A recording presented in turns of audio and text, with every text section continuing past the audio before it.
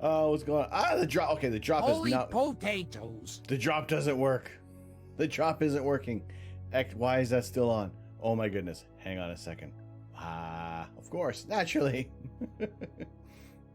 5 minutes is just enough time. What's going on, Mate? How are you? Good to see you here. Caleb, wonderful to have you guys in here tonight.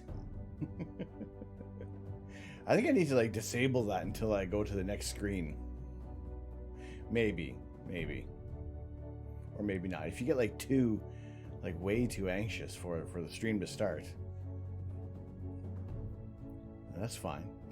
No, what do you mean? No? What? Oh, good. At least the microphone's on. Anna, the Demon Queen. Hello, my queen. How are you, Queen of the Underworld? Oh, where is that? Hang on a second here. Timers. Drop. It is not Sunday. It's not Sunday.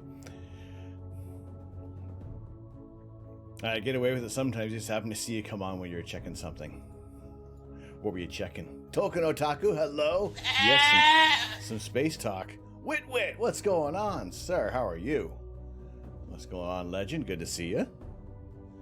How are things? How has everybody's week been? This has been like the longest year ever so far.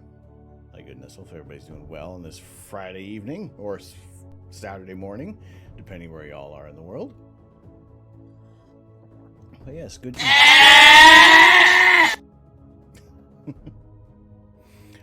You found a word game that isn't Wordle. I don't even know what that is. Like I see this, I see those things on there. On what is it? On the Twitter. I don't know what it is. I haven't looked into it yet. Got the Charizard from 1999. That is a huge score, Mate. You love how this is slightly offset added to the chaotic value. Just little bits.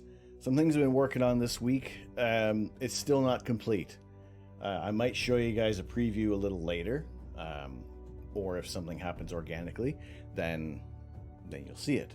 If not, I'll kind of give a little preview a little later. I was kind of hoping to have things done, but this is a very ambitious project that I'm going after, and hopefully it actually kind of somewhat would pay off in the end, or at least just be something more entertaining. Yes, hopefully everybody's doing well. As always, my name is Tom. I'm the Astro Canuck, and we're chatting about space, the James Webb Space Telescope, more importantly, and where it is in its journey. How much longer? Are we there yet? Are we there yet? I will turn this telescope around. It's called Wordsy, basically. It happens when Scrabble and Yahtzee get together and have a baby. I love Yahtzee. I was introduced to Yahtzee officially about 15 years ago. Oh, there we go. Here, let's go over here. Hi, hello there. Or maybe over this way, yes. Well, in the meantime, let me see what I can do to get this fixed. All right. This one. This one. Yes, I love Yahtzee. It is... it's so simple to play. It's so freaking frustrating to play as well. But I love Yahtzee. Hey, look at my face. Maybe because the other day, we were thinking things looked a little soft on here. Things look a little fuzzy. Actually, I got to change that.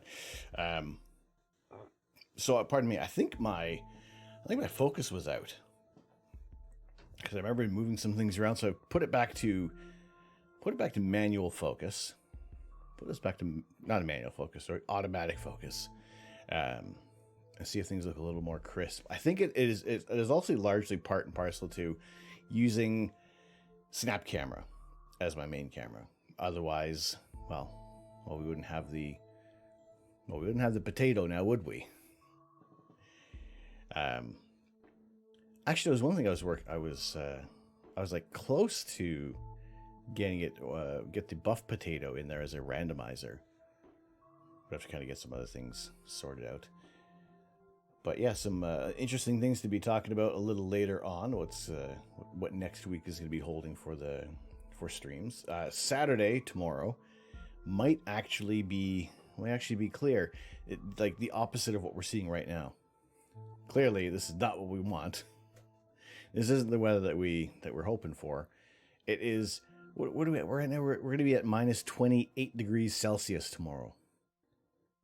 But there's a chance of clear skies starting around 7 o'clock. So I will most likely aim to do a live imaging stream tomorrow night instead of our rainy day astronomy. And that way we can gather some more data. We can take some more pictures of outer space, because this is absolutely ridiculous how long we've been waiting to get some images coming through. Now also I've noticed has the live notification gone out? I don't even think that's actually occurred with what is it called? With Stream Elements. I don't think it's actually put out the notification. It'll be like hour 2 and it'll say I'm live. It'll be like, oh, okay, well, fine. But yes, tomorrow night's weather is looking to be, actually, as I check. Yeah. Yes. You got the notification via Discord. All right. Well, see, there's the wonderful thing about Discord. Discord saves the day. But yes, this is the weather that we are possibly looking forward to tomorrow night. Although it is a full moon essentially tomorrow night, so naturally it's going to be clear. So adorable. Hello, my love. Hello, Pookie. How are you? How is your tea? So yes, tomorrow night, as long as it's green, this is what we want. A little bit of orange is okay, especially leading up to green. I would imagine that as soon as the skies are going to be clear enough, we will start the stream. We have passed the December equinox, so the nights are getting shorter. I actually kind of took notice tonight driving back, and it was 5:30, and I could still see a tiny little patch of blue orange sky, and that wasn't what I was like. Oh no. The good news is we still get astronomical dark in the summer. In the UK, I was at such a higher latitude that we completely lost astronomical dark for a good 6 weeks, which was super annoying. Here, we will still get dark skies. Mind you, they'll be like starting at like 10 o'clock until like 2 in the morning, but we still get a few hours of dark skies, and you get a nice clear patch of skies. Then that's fantastic as well. That's always good.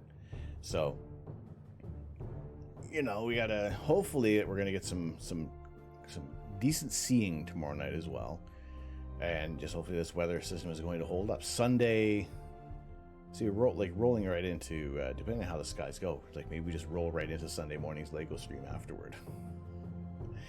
Sunday night is also looking to be partially decent as well, and I think if anything, we have to pretty much aim for targets to like the northwest.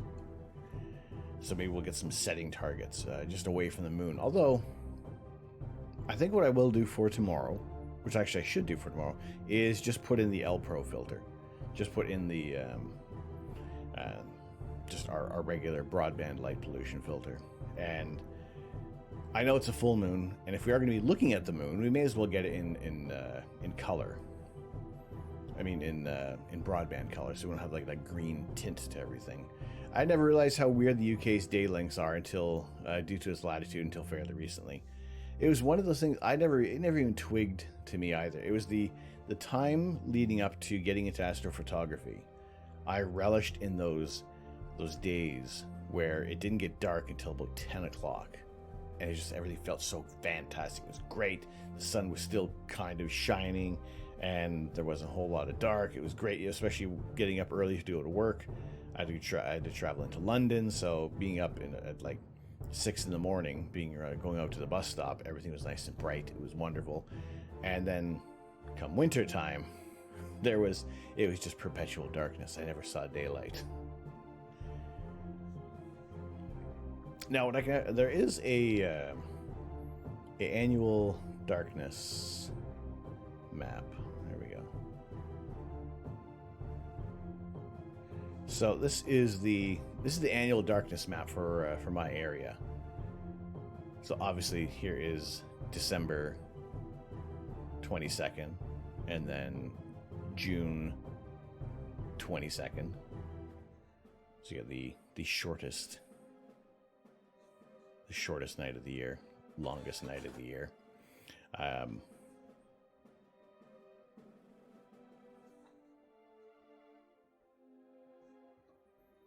Is everything like super not working today? Let's do this.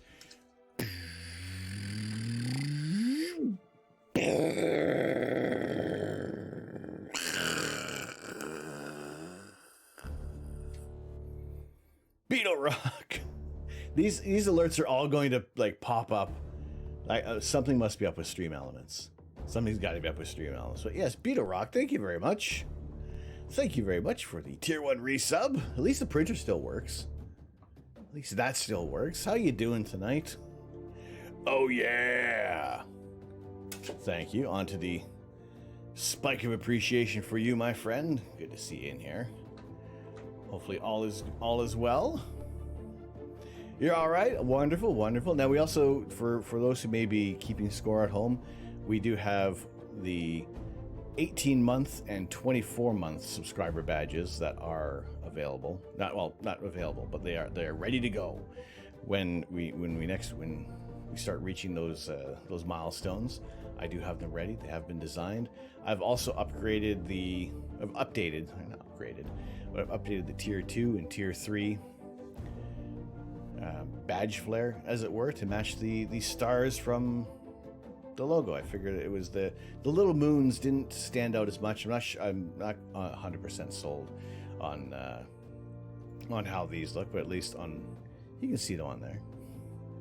It does match the stars. I am thinking about also what to do with the sub badges as well, in the sense of, you know, we've been kind of developing things over a year here, and I don't want to quite do an overhaul of the sub badges.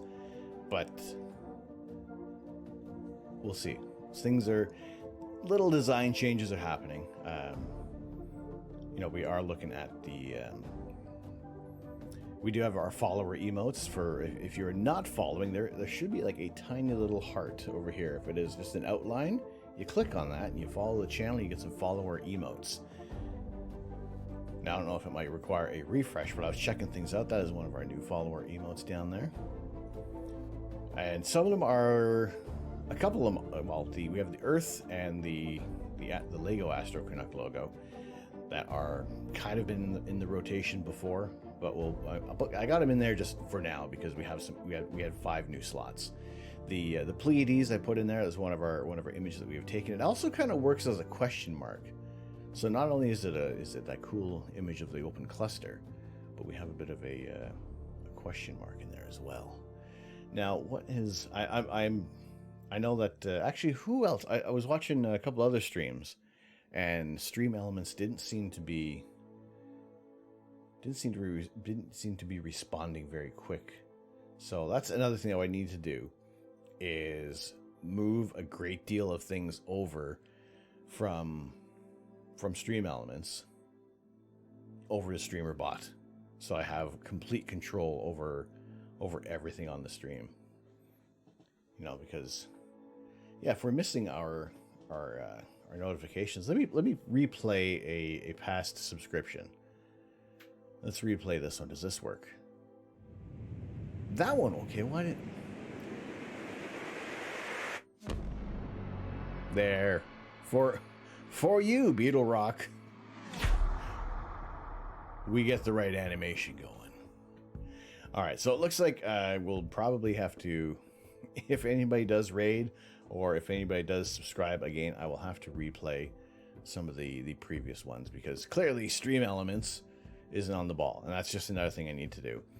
There was a, I gotta say, this is a fairly large, ambitious project that I've been working on, and it's still not completely ready. If anything does occur, you'll get at least maybe a sampling of it tonight, and then we can kind of build on it from there. I think it's even if it's like the not even like 100% finished. I know there's probably going to be some more polish that's going to go into things, but at least I got it going. It's been hours worth of work, and I still think I can do better. Otaku must be like living in Alaska, but without the possibility of running into bears. You say that.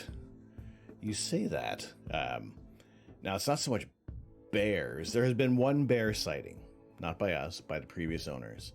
There was a bear rummaging through one of the beehives a few years back. And most recently, we saw a pack of at least 2 coyote. I'm going to say it's a pack. It's a small gathering. But then we had five deer in the backyard. 4 doe, 1 buck. Fairly cheap, very affordable.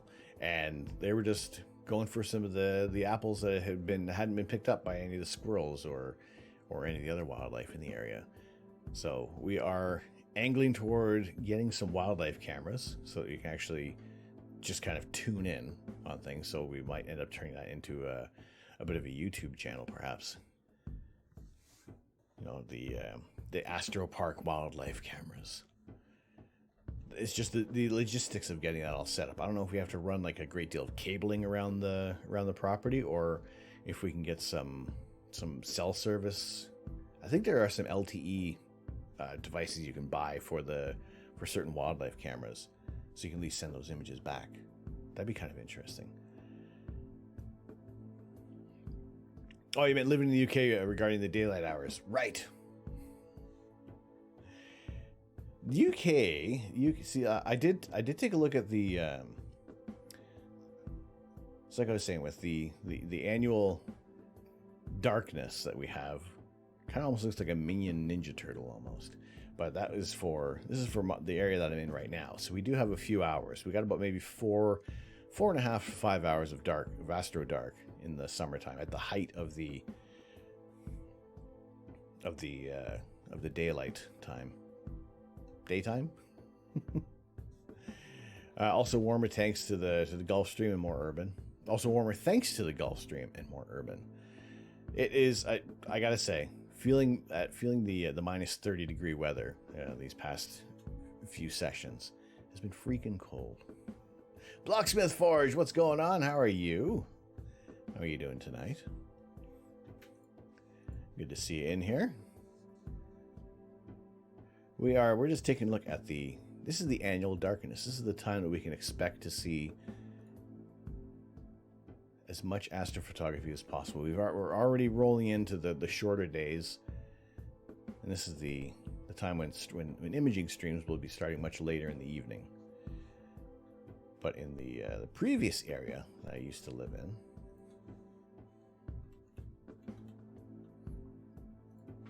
my annual darkness was much different.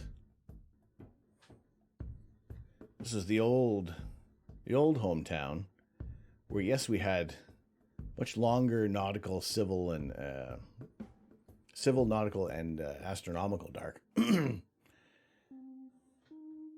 but we still had the longer nights. Although in the summertime, here's where it didn't get that dark. There was still a little bit of impact on the night sky. So there were some targets that were great to be imaging in the summer, but you couldn't do exceedingly long imaging. This graph is pain. This is the true Minion Ninja Turtle. And yes, it was terrible. The times when I would start to see on the graph that little bit of the gradient of darkness showing up again, that was always met with some joy and elation. You're good. Just got home from some retail therapy at Lego store. Ooh, Blocksmith Forge. Did you get something awesome? You don't even have to say it, because if you're saving it for streams, then that is all right. But if you got something awesome, that is fantastic. Always great to get some new Lego. I mean, like, imagine having like new Lego.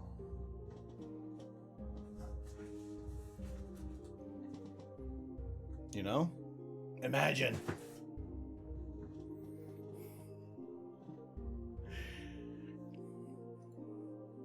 The graph totally looks like Leonardo. They should change it to green, just that Ninja Turtle aesthetic. But that was the old place. That was the old graph for annual darkness. But now we'll have some more imaging sessions year round, which would be great, because there were times when we had some absolutely beautiful clear skies and it was just way too bright out. I had like such a minimal amount of time to do any imaging. It was terrible. Imagine all the people building in harmony. Nope, need more coffee.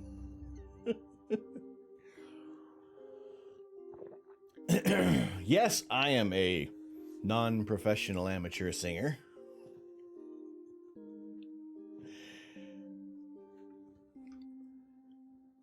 But it is it Sunday yet? We're edging closer to Sunday. We will be continuing our build of the Space Shuttle Discovery.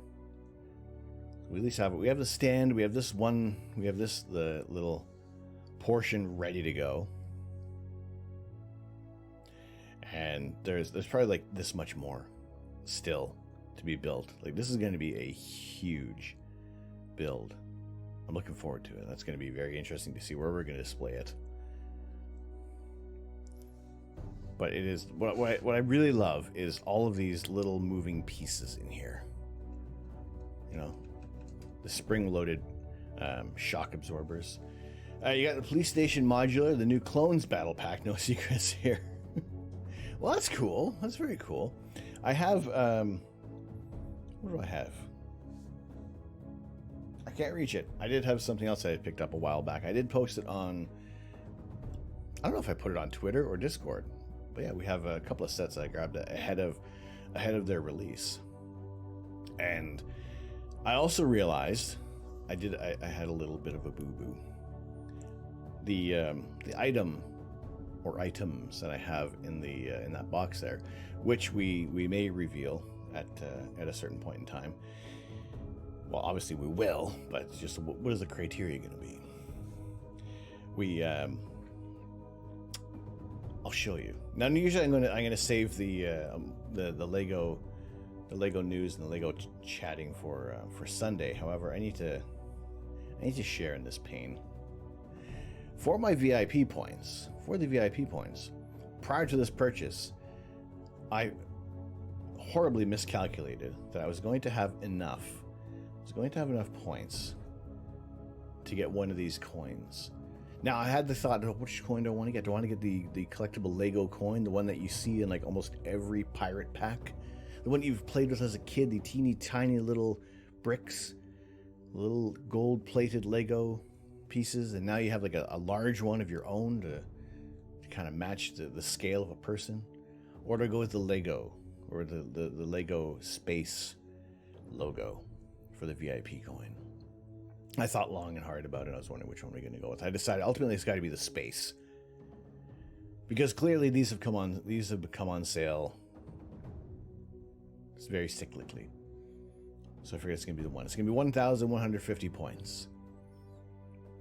My payment goes through for this Lego purchase that I just made, and I wanted to get it because of the gift with purchase, and the points came in. I looked at the total, I looked at my points, I looked at the price of this, and I realized I am 49 points short for this. So I need to wait. I need to hope that this will still be available next month. Very, very unlikely, but I have to hold out hope, because I did spend the Lego budget already. Would I buy a JWST Lego set? Yes, I would. 100% yes. So much so. How much would I want to buy a Lego JWST set that I went so far? Where is it? I went so far. Oh, forget it. Let's go over here. Nope, that's not it.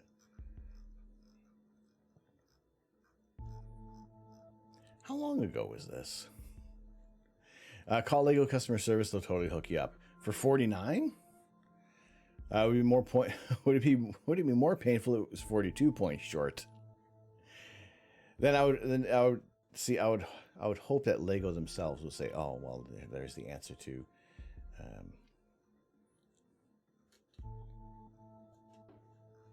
The answer to the origin of life and mysteries of the universe. I was thinking about like Blocksmith to maybe reach out and say, listen, look, here's a bit of an issue. But I don't know. It seems just like, I mean, yeah, I'll get the points. I'll get the points eventually.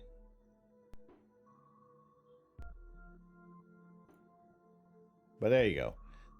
I went so far. I went so far as to create my own meme. So yes, money aside for a JWST logo. Once you had Lego customer service hook you up with 2,000 points for being nice to them after a slight problem. Oh, really? I mean, it's worth a shot, right? It's we'll give it a go. We can always ask them. Because yeah, I had figured when I was doing the purchase that I was going to have enough points for that, and that would kind of work out. That would work out just nice. So hopefully maybe a little bit of sweet talking for them. We'll do things a little. We'll do it a little well there, perhaps. Maybe we will be able to score that before things are sold out. Although there are some. I don't know how long they're going to stay, but there are some sets that are going to be coming out in March that I want to get my hands on. So February's budget will be rolled over until March, because there are at least 2 sets that I'm going to be hoping for. The Lego JWST will probably be like, it almost behooves them to actually create this set to make it a playable thing because of everything that's going on with JWST being launched this year. So even if it's announced at maybe like September or something like that it's going to be put into production. Just be a normal, charming self. I do what I can. So speaking of the James Webb Space Telescope and fantastic segues, where is it? Where is it right now? What's it doing? What is happening? It's been about a week since we were last talking about it. It is completely deployed. It is all ready to go. What they're doing now is that they're going to be lining up these 18 individual mirrors. They're going to be lining up the mirrors and making sure that everything is going to be properly aligned so you actually get a complete image. The first round of images that are going to come from JWST, this is the ultimate culmination for sure. This is. It's going to take a few months to get everything all aligned. And they said that the first few images that are going to be coming from JWST are probably going to be ugly.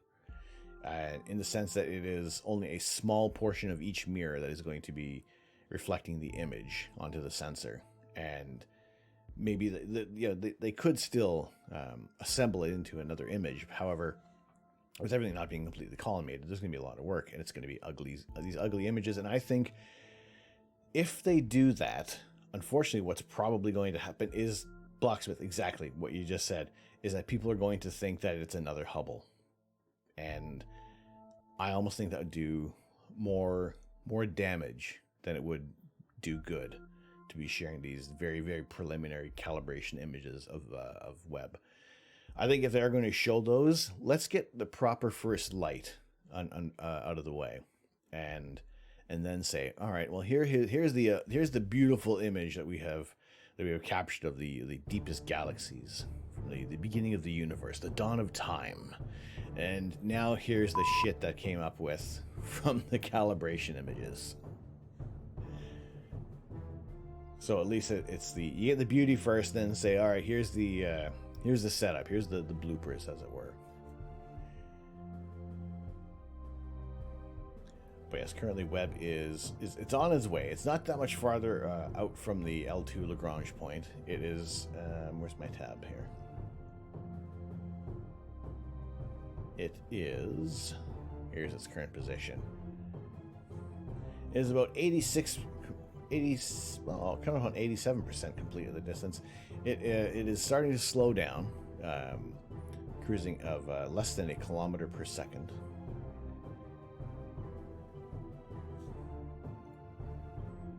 With the hot side sitting at about 55 to 11 degrees Celsius, and the cold side sitting at minus 200 degrees Celsius. So that is a massive difference. You know that also the sun shield is working correctly. That the instrumentations are going to be able to be cooled down to minus 268 degrees they're aiming for. Was that that was the lowest temperature, right? So yes, this is the boiler. That's just including our own sun.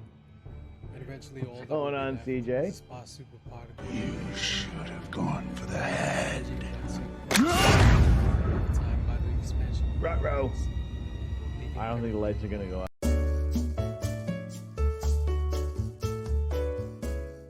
You should have gone for the head.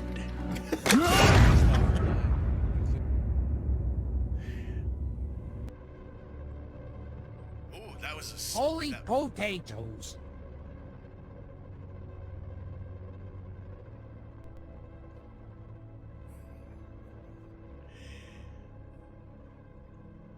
all the redeems.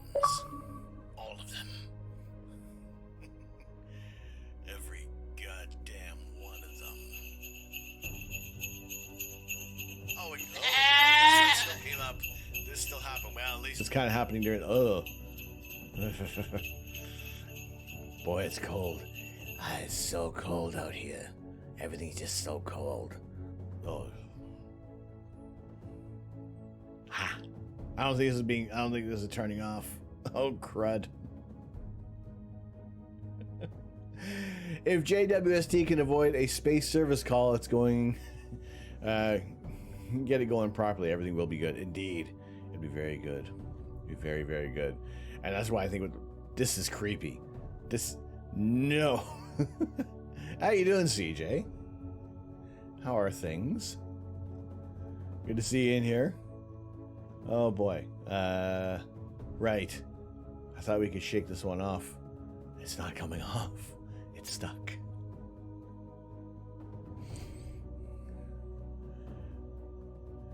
I sounded like Walter White when I said every goddamn one. Really? Oh. If you clip it, I'll have to go back and listen. Compare it against it. Where is this? Where? Why can I never find Snap Camera? Why can I never find Snap Camera when we need it?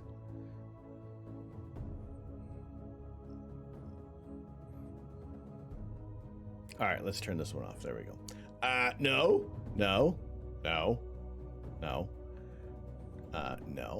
Ka-chow. No. Where's the off button here? Ooh. Hello. Okay, hello. Anybody? Bueller? There we are. It's payback for timing you out. Of all the times to be clicking on the screen, like, why couldn't I time with the bot?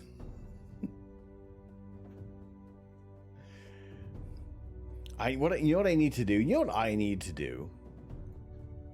Like a million things. However, is I need to have like all the keys programmed on here, so I can at least turn things on and off with the Snap Camera.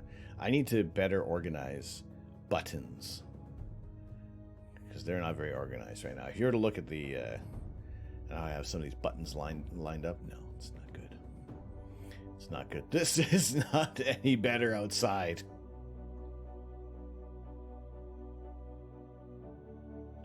This is why we're not imaging tonight. I was really, really hoping, like, during the day it was beautiful. It was almost like really clear out. Jabased it.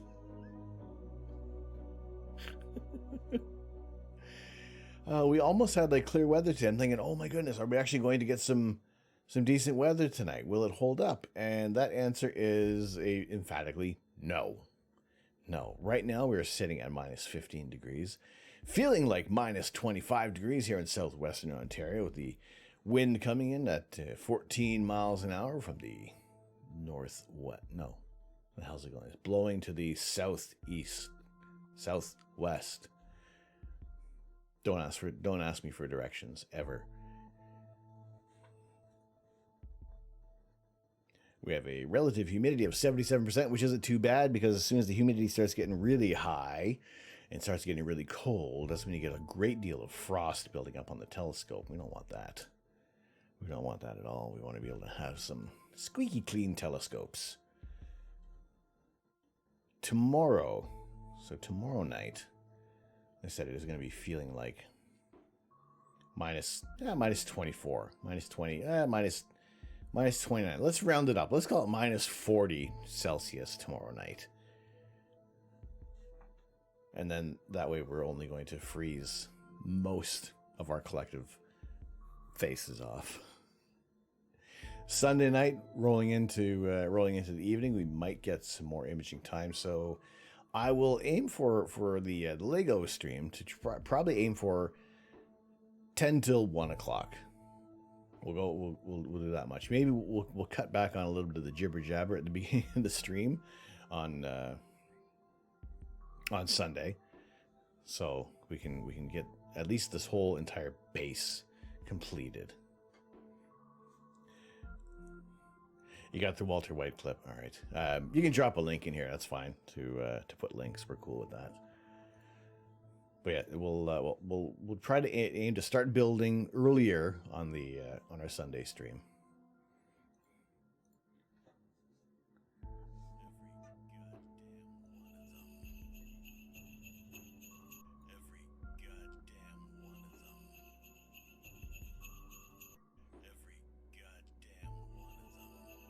Every goddamn one of them. I have to hear them. I have to hear the actual clip. Actually, I don't know if the jingle bells help or make it just that much more scary.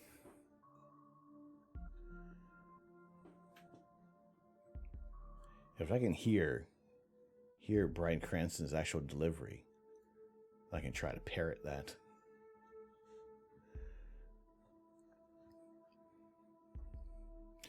But yeah. Kieran says he loves me. I love you too, Kieran. Wait, why is he not? What's he doing? Are you working on some new things? I think a jingle bells add to it for sure.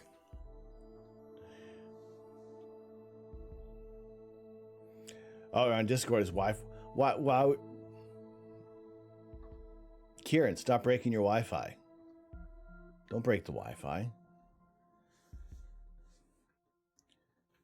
We don't want broken Wi-Fi. We want to have everything working. Look, if I can get Wi-Fi in the middle of nowhere,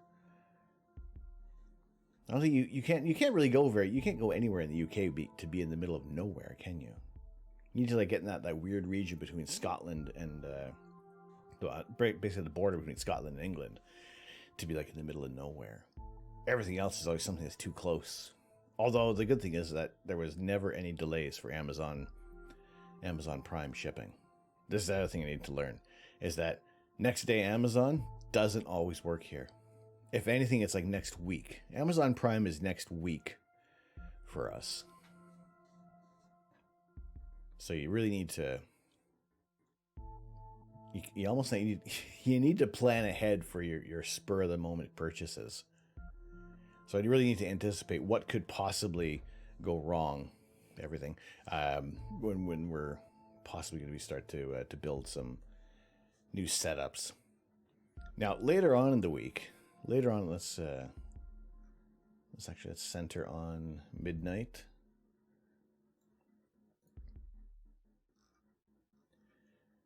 So we have Saturday night, possible imaging. Sunday night, possible imaging session. Thursday night, maybe.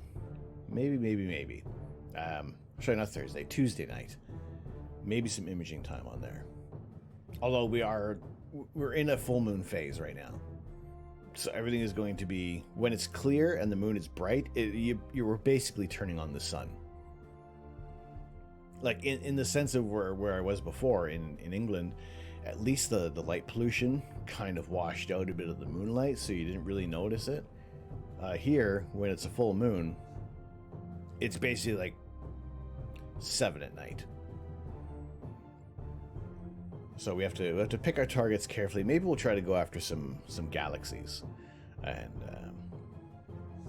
basically whatever is outside of the east, we can actually check on that. We can see what is going to be available to us.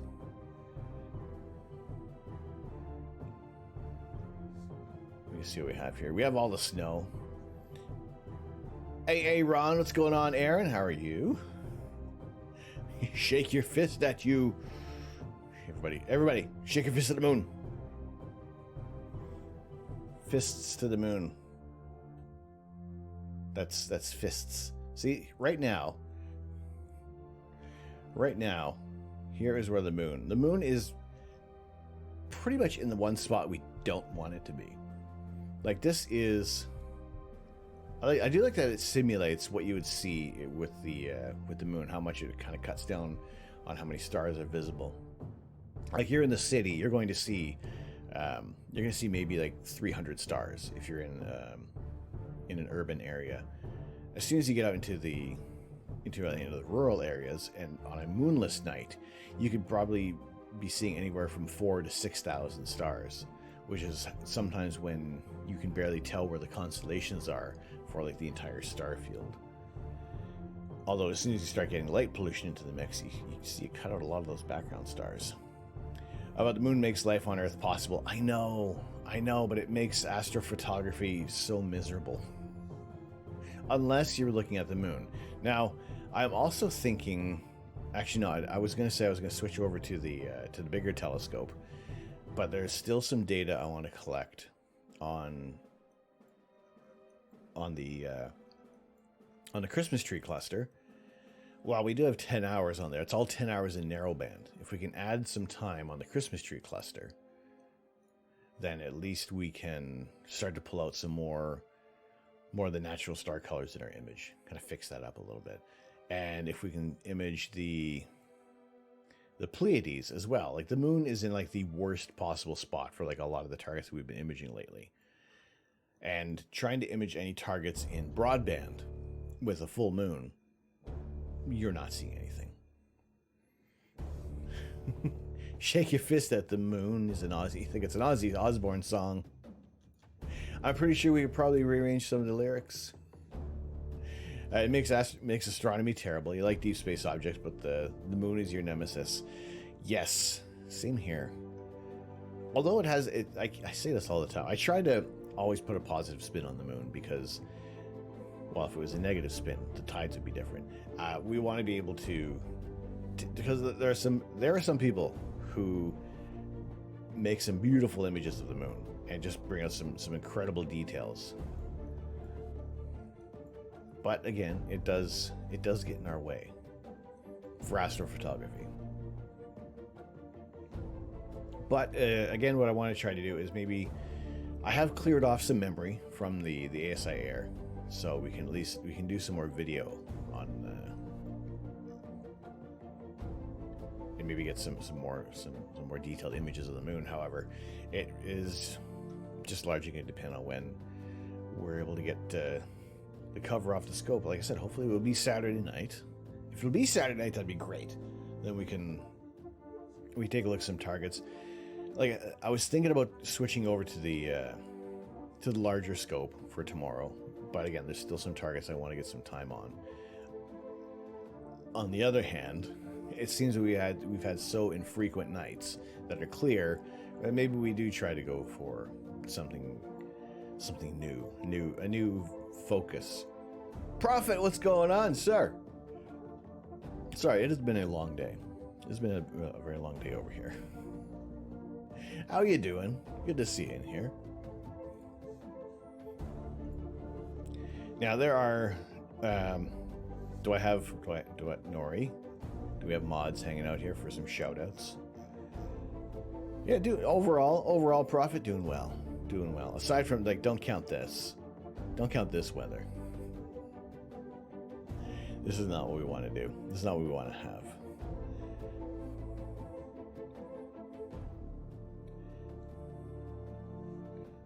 Yeah, I know what'll bring mods to the forefront here. Let's drop a few shout outs here for those who y'all need to go and follow here on the Twitch. Check them out. There you go. Go check out some astronomy and some Lego. I like to bridge the gap, as it were, between multiple communities, because it's always fun to check out more astronomy. It's also just great to check out some Lego builds. Everybody has their own favorite sets to.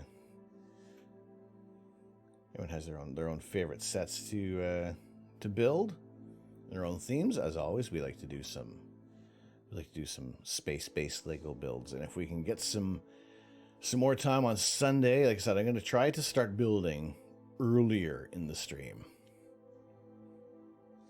Try to start building a little earlier because I'm going to anticipate that Sunday evening as well, we're going to have some clear skies. So if we get some more time out there, have a bit of a break in between the stream so that we can just have a little bit of a rest before we get rolling on that. But then, yeah, we can start building sooner. And not that I'm in a rush to build this set. I know it's going to be it's probably going to need like 3 more streams at least to get this space shuttle built. Possibly 4 more. It really depends on how much faffing about goes along with the during the streams. But then again, sometimes you kind of get into a good rhythm. Also, I am easily distracted with things.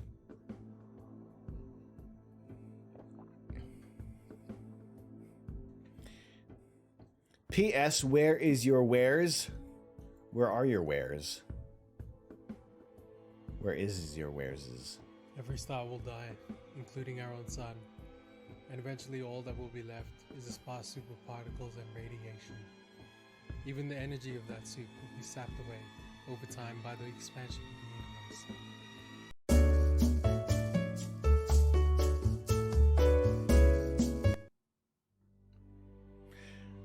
Nope, he's just gonna bring him back. Every star will die, including our own sun. Oh no, it won't. I forgot it is on a timer.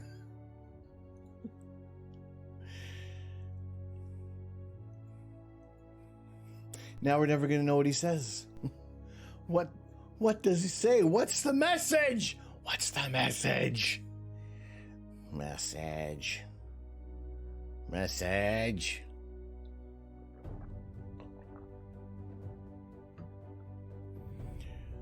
Boy, that water's wet. Baba Zelnikama, how are you? Hello. Give you 5 minutes, you can ask him again. I said let it I think I took off the did I take the delay off one of them? Off the all the goats? I can't remember. I was hitting some buttons today. I can't remember if I turned certain things off.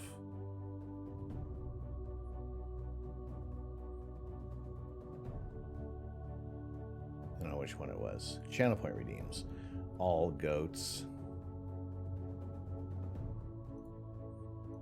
I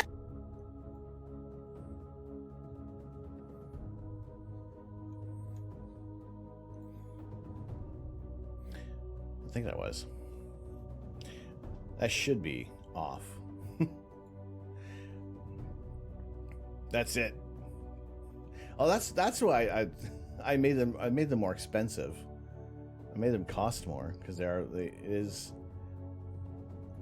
loud. There's lots of goats.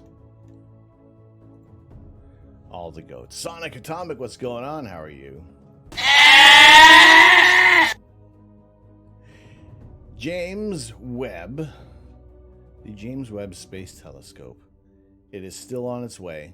It is still on its way to the L2 Lagrange point.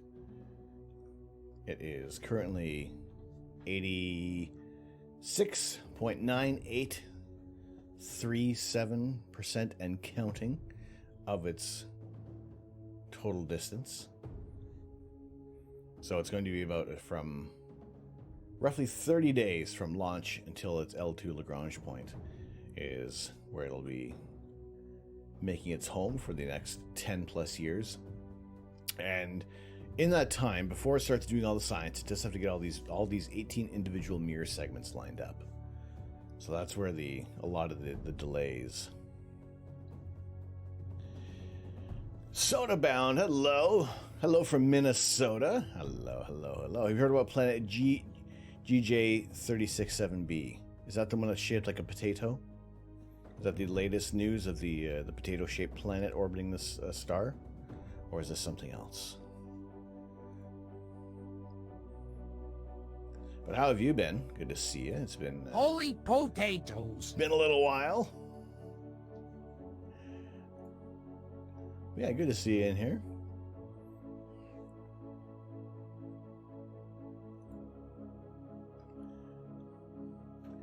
I think this thing is made of iron.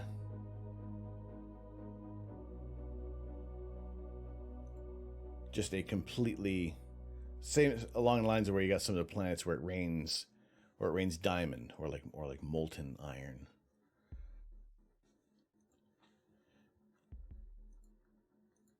Or the surface is molten iron. Let's see, planet GJ. Let me find a a tab that doesn't have like things on it. Green Jenny, what's going on? A cast iron plant, you gotta season it first, and then it's good to make steaks. Yes. But how you doing, Green Jenny? Good to see you. 367B. All right, let's see if that's the...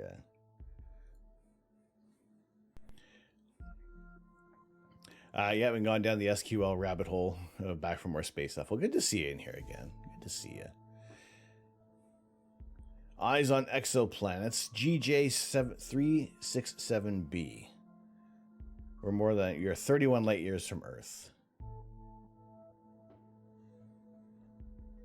GJ367b is a terrestrial planet that orbits an M-type star. Its mass is 0.546 Earths. It takes 0.3 days to complete one orbit of its star, and it is 0.0071 AU from its star. See, we are one astronomical unit. We're 93 million miles away from our sun. This thing is closer than Mercury.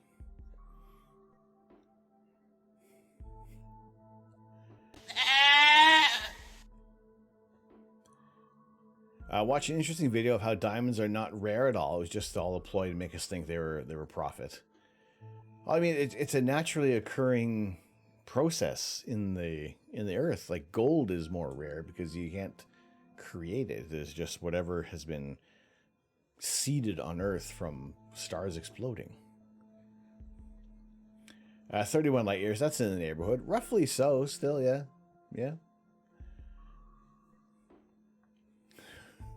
Select count 1. From planets returns not... Okay, I think that database is off.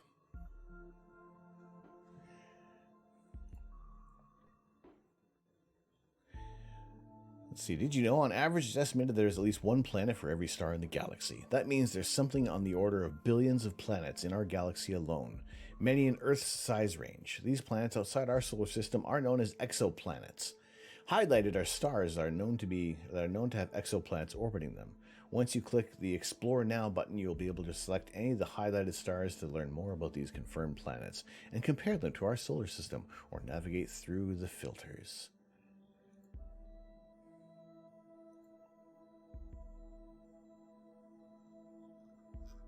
Wow, that's pretty cool.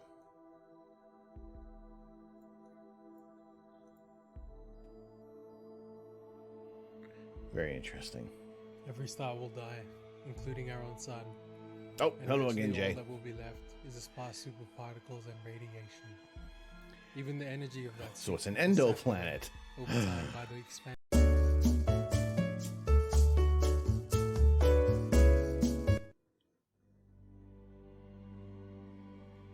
Every star will die, including our own sun.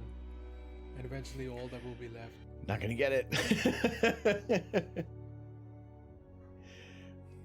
That's what, yeah, when we journey to the center of the Earth, we find that there is just another Earth. Everything is about half the price, which is fantastic. What's going on, Hyperwork? How are you? I think there's so many other hidden planets that are closer than we think. I mean, there is tons of data that has been being collected from the Gaia mission, and being able to go through all that data. There's petabytes of data that is just better for the citizen science projects to try to rifle through all this information. So many emotions in one little minifig. I know. It seems it's always angry. It's more angry than anything. I think it's because I have glasses on that it doesn't. Petabytes. Holy potatoes! Not those. No, not those kind of bites. Is a Lego head trying to read your actual facial expression? Seems like it hasn't been trained on bearded people. It's the eyebrows. It's eyebrows. What's going on, NASA Muffin? How are you? How are you doing? Just watching Games Done Quick, or GDQ for the most part of this week. Is this the more speed running? More speed running games? Is there a game that you just can't be speed run? Sped ran? It's Friday, which you tried to express, but apparently TGIF redeem isn't allowed. Nori is trying to kibosh that redeem any chance they get. What's going on, Fish and Chips? How are you? Now this is also today is the last day for the New Year potato, so that's going to change tomorrow. Yes, currently 77,000 viewers. No real limit, you think, but some runs are pure luck. See, I like the ones that are kind of like where you need strategy. You're not actually kind of hacking the game. You know, where you are finding these shortcuts that. Okay, now when you're speedrunning a game, is it essentially just how the programmers have programmed the game, and you are just jumping some lines of code, or are they like genuine backdoors that they've hidden in the game that people have always found out?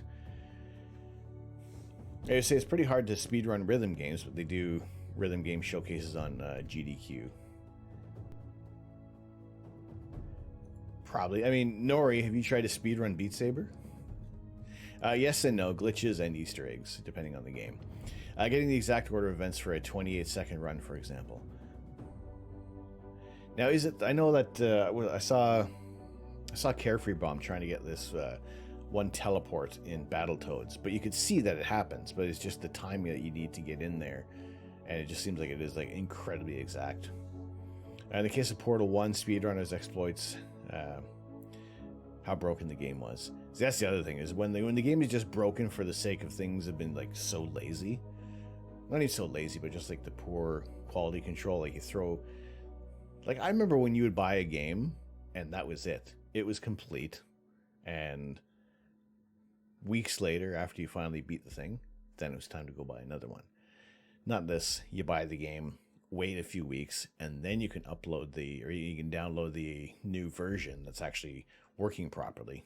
I remember I fought with Xbox so much with Watch Dogs Legion and tried to get my money back, because it was a digital download. Ultimately, they're saying no. I'm like, well, this game is absolutely shit. So, like, give me my money back. And they didn't. They essentially just came out with, that's it. I'm out of luck, which was like terrible. And then they updated the game like about a week later. But still, it was the whole thing of why am I want to buy a broken game? Example clue: 850 milliseconds. What? Oh. What's up, Faith? How are you? You never had a problem getting your money back. You become an expert. Well, maybe I just gave up too quickly on that. But it was about a week worth of going back and forth. In fact, Amazon refunded Cyberpunk really. Depending on which storefront you use, NASA. Nintendo doesn't do refunds ever. You see, Amazon, I found like, yeah, Amazon, not that they can throw out pixels or anything with that, but you return stuff to Amazon, it's gone. Like, they'll just dump it. It's like, all right, then how about you give me the money back and let me keep the item if you're just going to throw it away. You're okay, ended up getting COVID, so you just been resting for the past few days. Well, good, as long as you're on the upswing, as long as things are, you're on the road to recovery there, Faith. But good to see you in here. Rest up as best as you can. That's pretty much all we can do. If for any kind of, even just a cold, like rest, let your body do the work. Play some games, speedrun some games, speedrun Clue, and then do something else for like the rest of the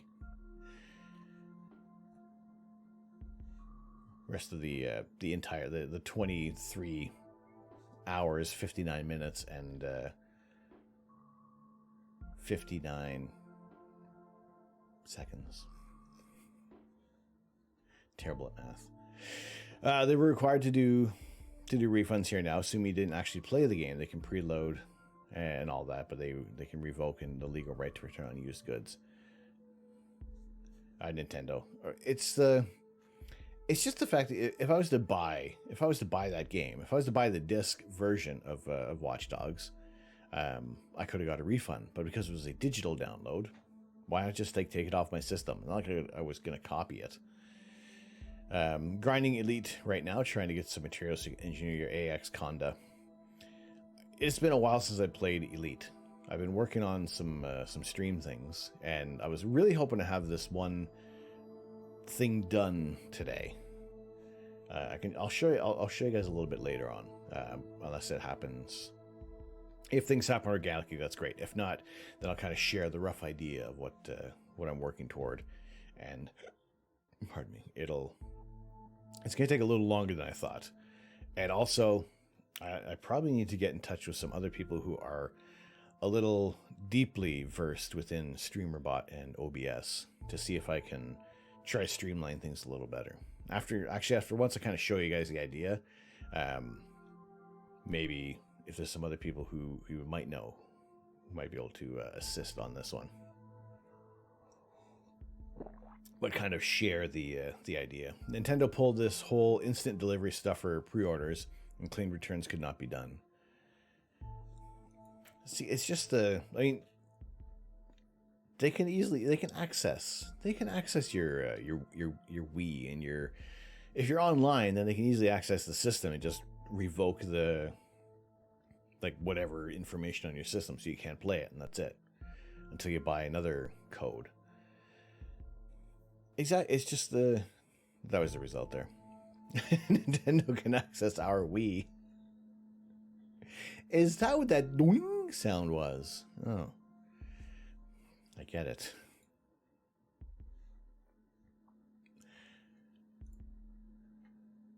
I liked the Wii, though. I did like the Wii. I thought it was fun. By no means was it competing against the PlayStation or an Xbox, but there was just something really fun about a Wii. Juan, Anne, hello. Are we trying to spell jalapeno? Or El Nino? No, wait, El Nino doesn't have that N. All I know is jalapeno has that. How you doing? German and Norwegian customer interest organizations pushed through and won. Excellent. You get the little N.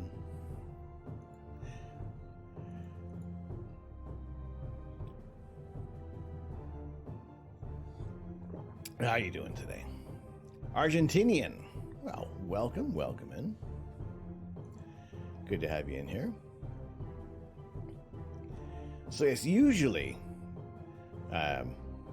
we are doing live images of outer space, or at least we'd like to, but all this weather. These are some of the issues that befall us while trying to do astrophotography. You can't ask them that, CJ. No, you don't have to. They definitely don't need to answer that. Usually what we want to do is take images of outer space. However, we are a little bit hamstrung by the weather. Now, I am hoping to get some access to remote telescopes in the coming weeks, so we can actually just, maybe not from our view, from our location, but maybe somewhere remote where we can take some pictures for a while.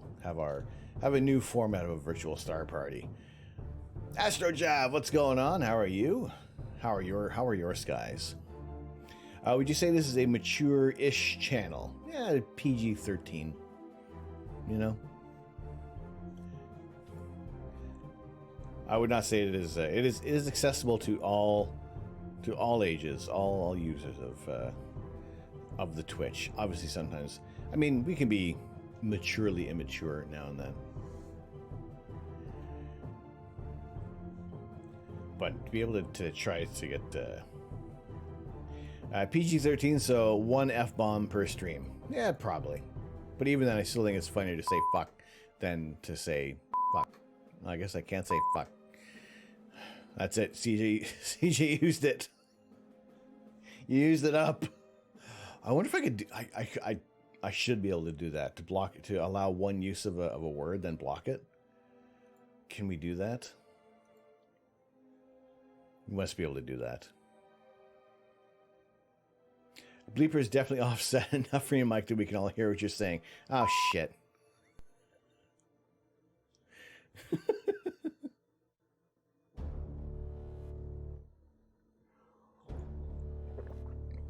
If it doesn't, okay. Last time it wasn't even working.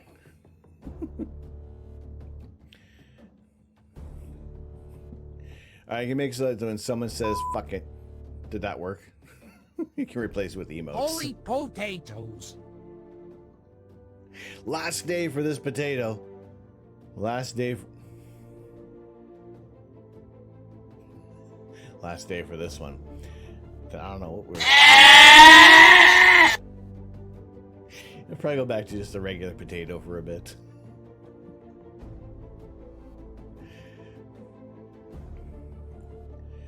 That one is... It is labeled as all extra loud. You show up for potatoes and all the goats. It's working as expected. Wonderful. How are you doing tonight? The bleeper is about as effective as glass underpants. Well, shit.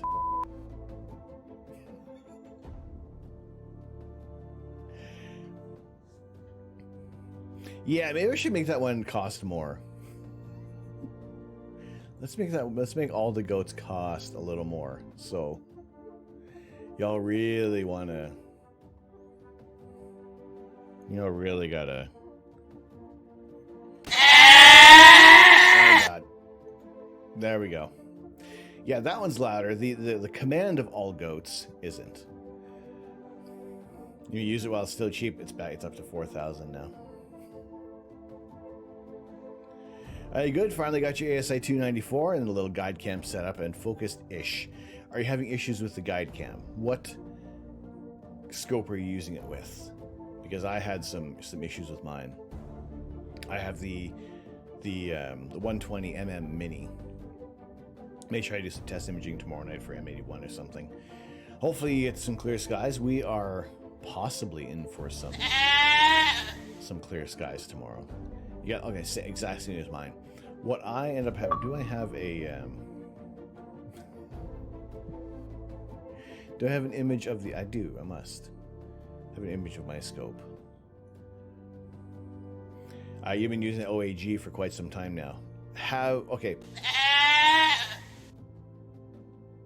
How has OAG been?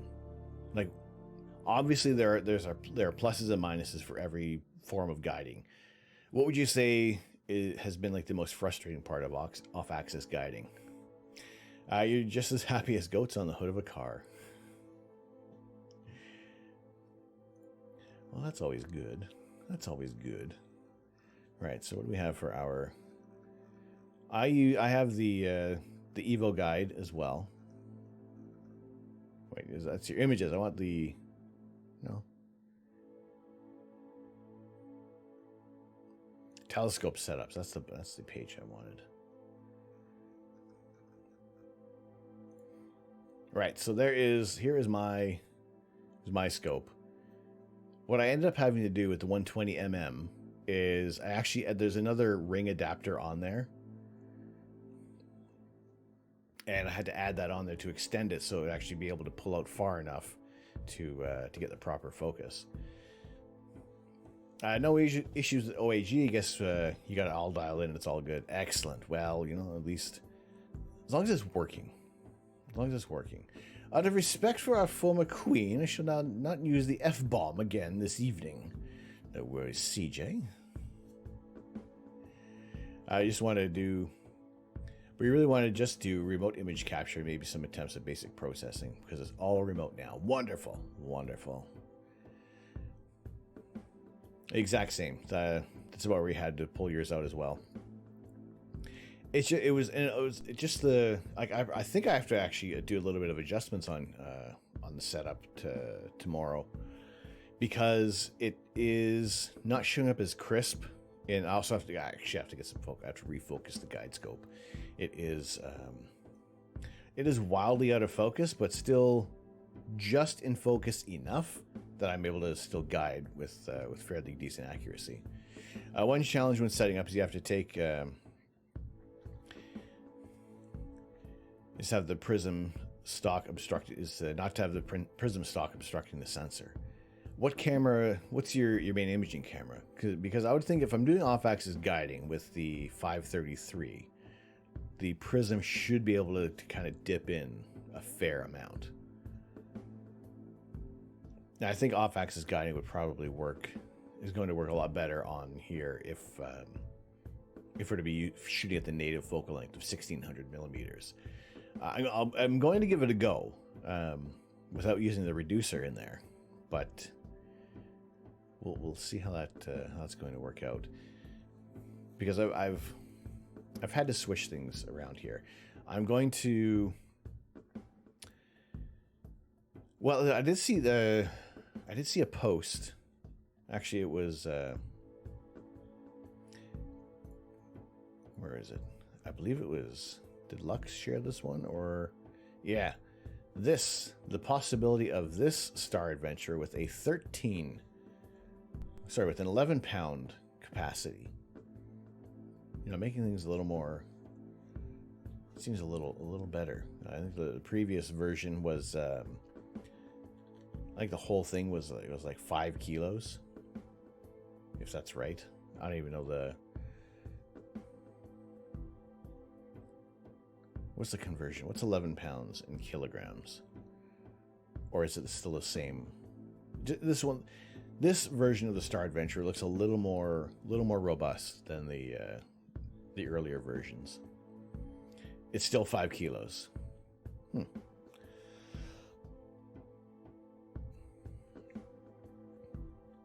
I just realized that you guys are working on your telescopes while you're trying to find some good microscopes for electronics and SMD soldering. See, I like the idea of slightly exploring some microscopy. However, it's not exactly what we want to do.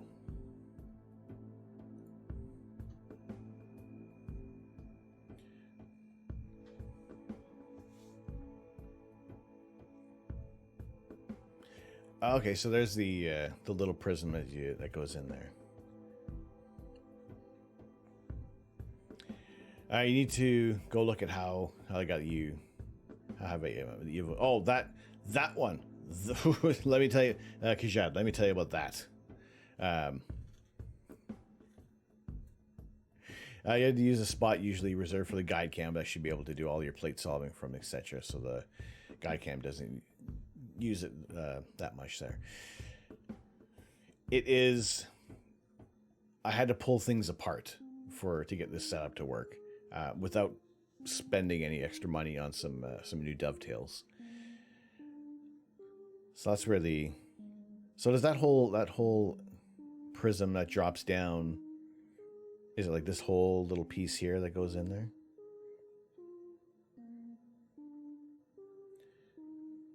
So yeah, this has been picked out of an advertisement from a Japanese company for the Star Adventure GTI.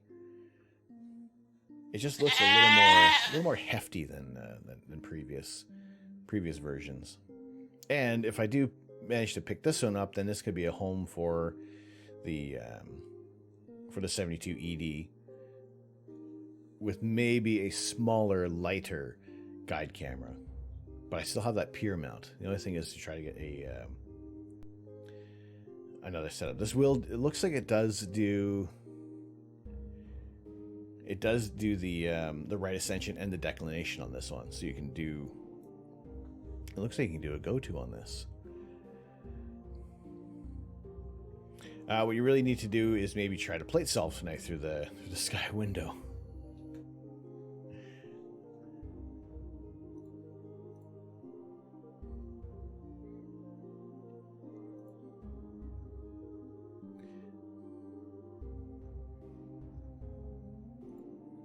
This one shows the.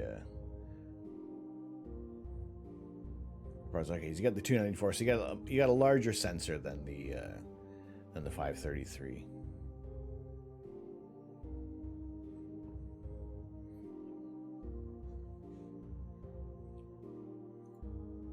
GTI, I guess it would stand for the go-to.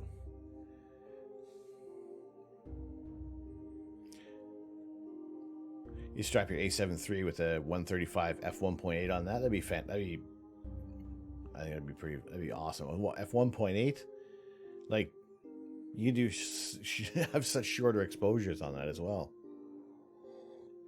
You'd rather make sure that works than get it all put together and just have to fret over everything tomorrow. I mean, it is.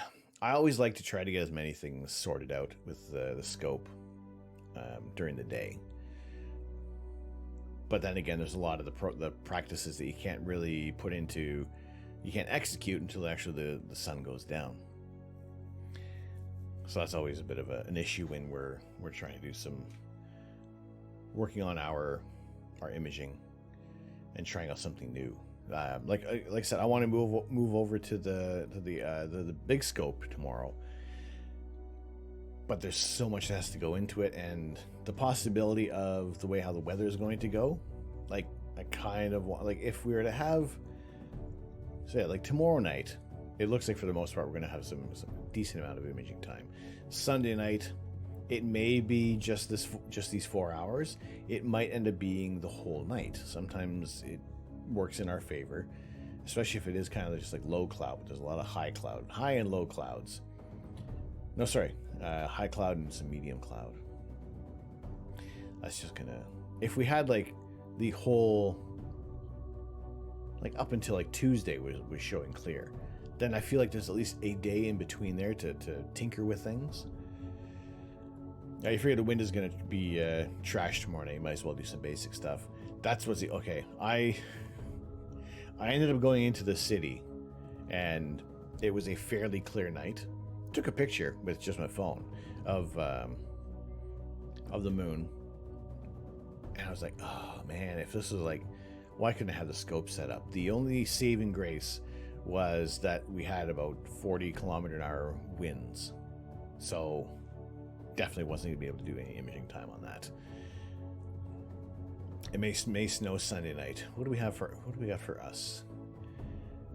Chance of frost, obviously. Overnight tonight. Saturday is just like absolutely freaking cold. Minus 30 degrees. No point in turning on the cooler for the camera because it's gonna be in that sweet spot anyway, no matter what we do. Sunday night, for me, no precipitation. However, we do have some high humidity, so that's going to, and we're at minus 20. I mean, the ponds around here are nice and frozen. I have to probably get my skates sharpened, go for a toot around there. Slight little bit of snow on Monday. Tuesday night, maybe a bit of snow. We're kind of creeping up to a little bit of the warmer temperature, so it is getting warm enough to snow now. But yeah, that's the only thing, is that here is the magic of a full moon. Full moon seems to blast away any cloud coverage more often than not. There's absolutely no power in the moon's light to actually scientifically move clouds, but it just seems that way. That when we have these clear nights, we are at 100% full moon.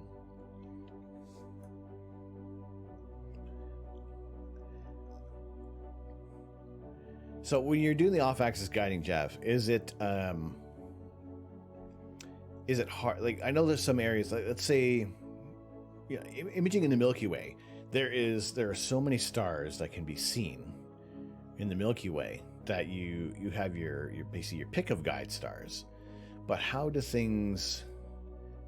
well does it perform when you're shooting above the plane of the Milky Way when they're looking for galaxies?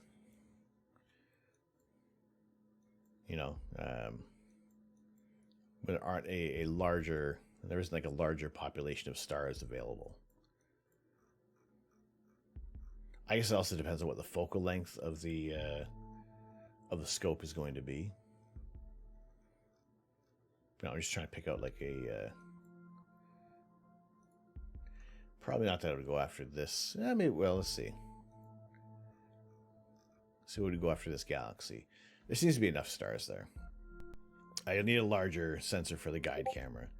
You see, yeah. So I guess if I was going to be using the 533, that would be that'd be tough, right? Minus 20 is good for any lake activity. With minus 30, I felt safe having some fun snowmobiling as well. Always a great time. I have yet to go snowmobiling. Cousins and uncles, they used to have snowmobiles when we were younger, and never really got on a snowmobile. Although there was a time when I was involved in a wrestling company, wrestling promotion between Toronto and Windsor, Ontario. We did a tour up in Iqaluit, Nunavut. We flew a wrestling ring up there and brought all the boys up. We had some time. I think we were there for about 4 days. In between some promoting and actually running the events. There was some downtime, and some of the guys got on some snowmobiles. And to my memory, in my head, there was one of the guys got on a snowmobile, had that little bit of a panic, and revved it up, and I swear he was up 10 feet in the air, and he launched himself over the road and into the next little bit of buildings. There were a couple of pickup trucks and what looked like it's like there's some wooden steps leading up to another shop, and he just went flying, and like to the point that he was like hands on, feet out the back, and this is replaying it back in my head, but still he was up. He got some air. He got some serious freaking air, and luckily nobody was hurt. Nothing was damaged. And we're left with this hilarious image of, and he wore a luchador mask. He did a lot of high flying wrestling moves, and it suited him very well to see him flying up over the road, and then landing into the parking lot next door. So that's the extent of my snowmobiling experience. Needless to say, we kind of said, all right, let's pack it up. Let's go on to the next round. Your SP100 works in combination with the 120 millimeter, the 120 mm mini. Works marvelously. For your scope, you probably need the ASI 290. Most likely so. So that's the thing is, I would like to get in the off-axis guiding, but I don't think, like, even at 1600 millimeters, I think we can still get away with the guide scope on top. I think that's still going to be all right. And I think if I was going to go any deeper, then I would need to do some more off-axis guiding.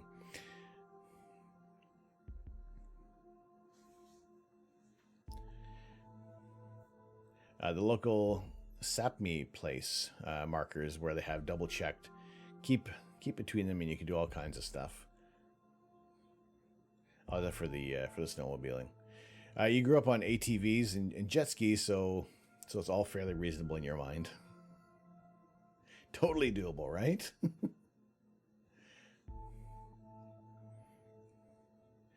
Snowmobiles and lawn darts, those were the great days. I know, right?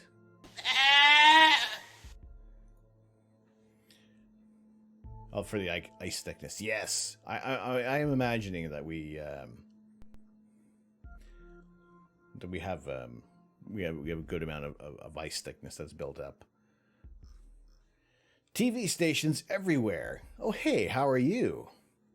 You're kind of fine. I think we're all kind of fine right now. What's going on? How are you? Good to see you in here again.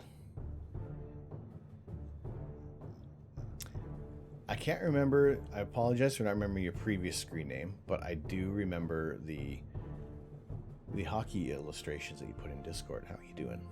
How are things overall?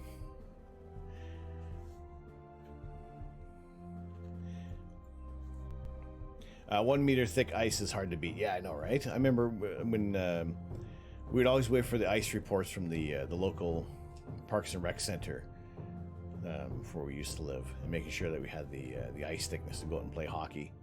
And as soon as you got the report saying it's all good, we were like, make sure skates are sharp, bring a couple of sticks and some pucks,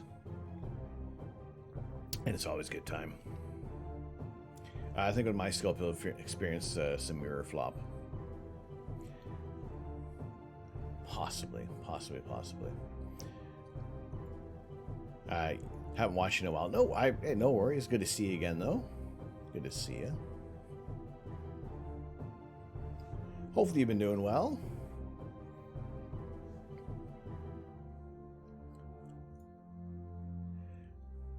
We said, forgive the garbage kid. No.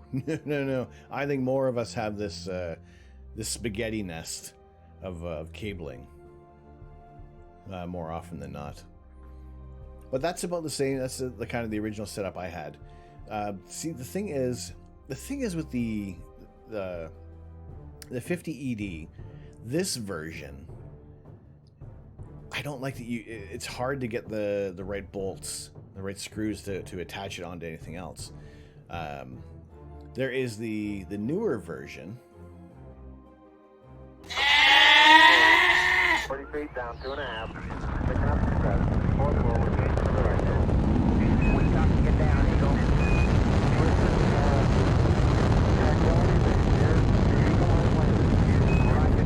Tranquility, we copy you on the ground. You got a bunch of guys about to turn blue. We're breathing again. Thanks a lot. Just testing. Oh yes, you're that one fan of sports. That's what it was. Good to see you in here. I appreciate the test, Nori. All right, there is... no, not this one. Not this part. Let's let this come through. This version that you can easily mount that on top of the Esprit 100, for sure. Have you ever considered making a permanent all-sky cam? Yes, I have.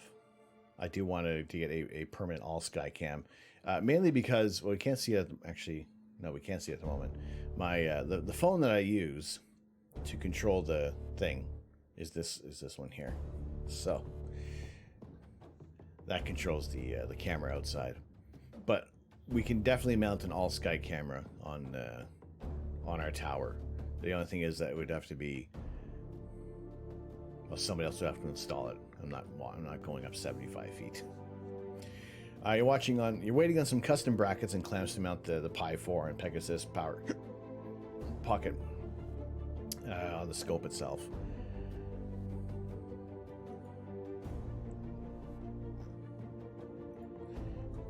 So yeah, if you can get I tried to get in contact with one of the companies in the UK about just buying that kind of that custom dovetail. Not even a dovetail, just the custom bar that comes with the new 72. Skywatch apparently doesn't sell it on its own. So hopefully, literally everything but two cables, one USB down from the Pi on the scope, and the other power input to mount. That's it. That would be good. There was it Bill Nash? He was showing some of the cable management from one of his scopes, and there is like two cables. That's it. Nice. See, this is a nice, good setup. This is also why I'm not going to get a Starlink. Because we have 4 cats, and they're going to do this. You've mounted an Orion 60mm guide once in your Esprit 100. There's a picture. All right, let's have a look at that. But yeah, also, I wouldn't put my Starlink on the ground. I wouldn't leave it there. It's so easily accessible for the cats. You would do that. Screw the snow. I mean, it's got to be nice and it's got to be warm enough. It's got to be cozy. Imagine you're downloading a game or you're watching a movie. Critical point happens, and just this, all the cats, all the cats join in on Starlink.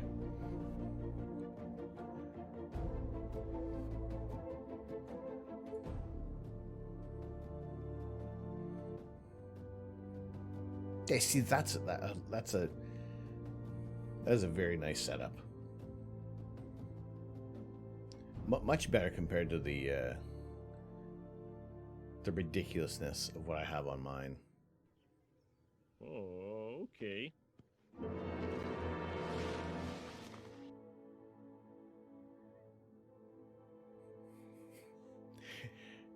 Cheers for the lurk, Nori. Stay warm, curl up. It's been mildly.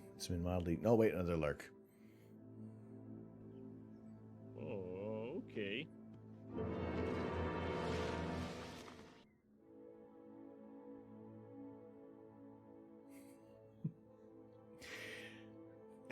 He fell out. Stop touching it. All right, here.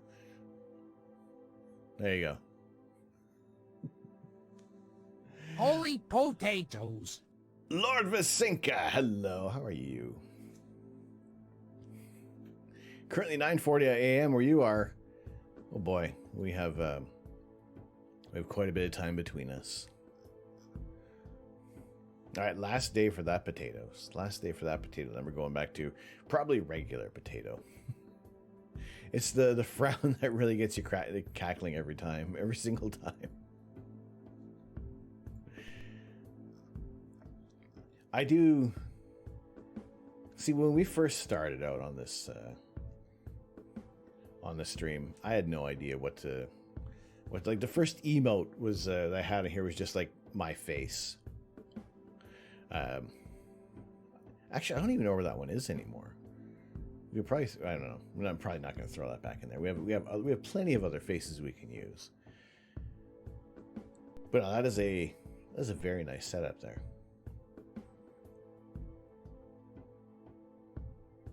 Man, imagine not worrying about cables, right? Do we have some hot? We have hot pepper today. We don't have ghost pepper, as always. Astro Canuck, you will find 1 credit for violation of the verbal morality statute.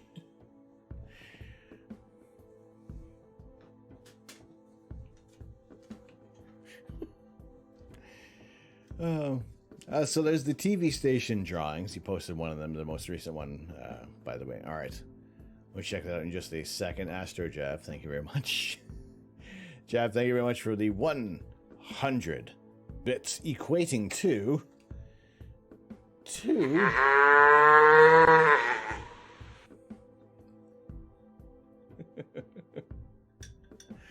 Hard right.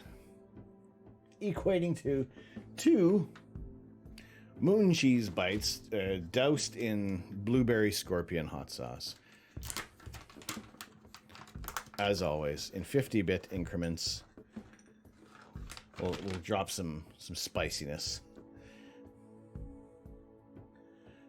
Yeah, I mean, what could go wrong? Am I right? Now, this is definitely not a ghost pepper. This is definitely not a ghost pepper.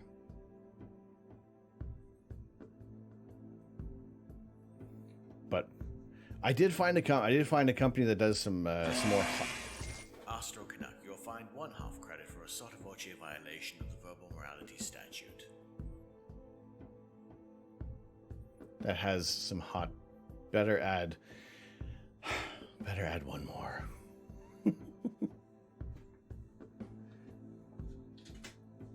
Nori, thank you very much for the 50 bits. On to the spike of appreciation for you as well, and one more.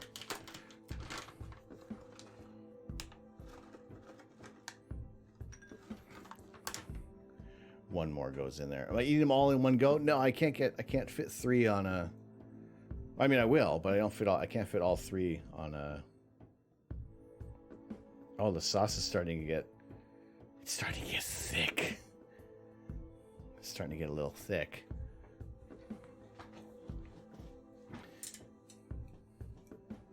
But I'll also eat them with the. I need to get a hold of this company that has the that has some hot peanuts again, so we can go back to the. Just load them up and pop them in there with less theat. Astro Canuck, you'll find 1/2 credit for a sotto voce violation of the verbal morality statute. Astro Canuck, you'll find 1/2 credit for a sotto voce violation of the verbal morality statute. Astro Canuck, you'll find 1/2 credit for a sotto voce violation of the verbal morality statute. Astro Canuck, you'll find 1/2 credit for a sotto voce violation What are you of the verbal doing? morality statute. Astro Canuck, you'll find 1/2 credit for a sotto voce violation of the verbal morality statute. Astro Canuck, you'll find 1 half credit for a sotto voce violation of the verbal morality statute. Astro Canuck, you'll find 1 half credit for a sotto voce violation of the verbal morality statute. Astro Canuck, you'll find 1 half credit for a sotto voce violation of the verbal morality statute. Okay. Astro Canuck, you'll find 1 half credit for a sotto voce violation of the verbal morality statute.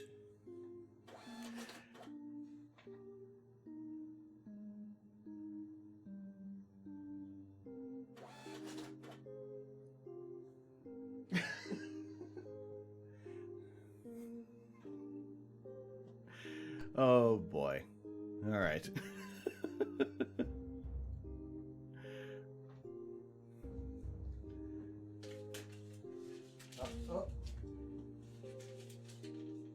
Oh my God! Nori! Lord Visenka! Okay, how many more is this? 2, 3, 4, 5, 6, 7, 8, 9, 10, 11, 12. Oh boy, 12. 12 more to be added in.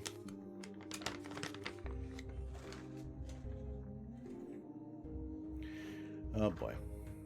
Okay. All right.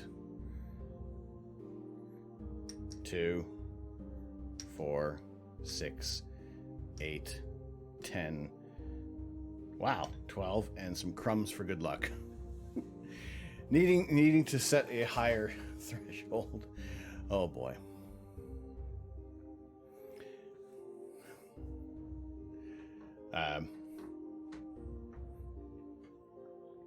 Nori.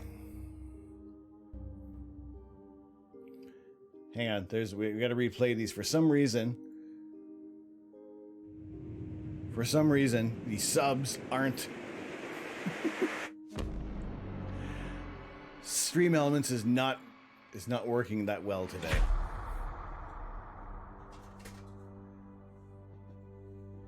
But Nori, thank you very much for the gifted sub to Not Savvy, Kieran Sango. Kieran, hello, Kieran.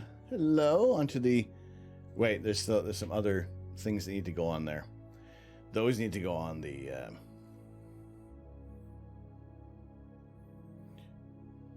I think, am I running out of sauce? All right, there we go. So thank you guys so much for the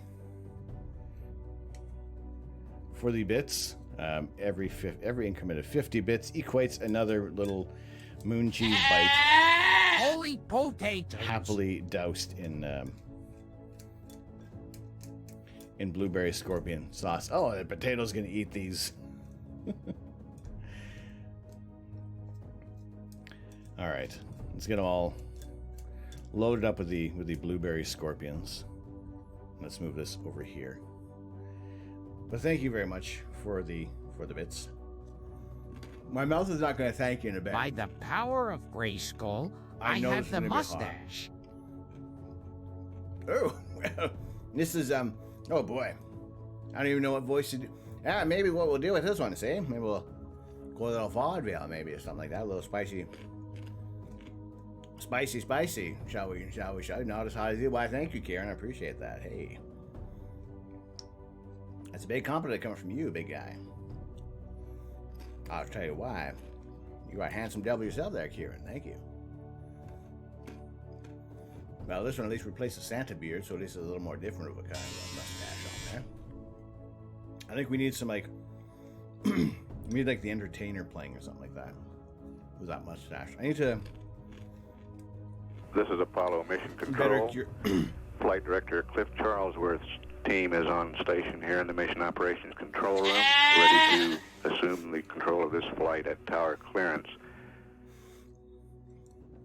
All right, so here's some of the hype train that we have sorted out.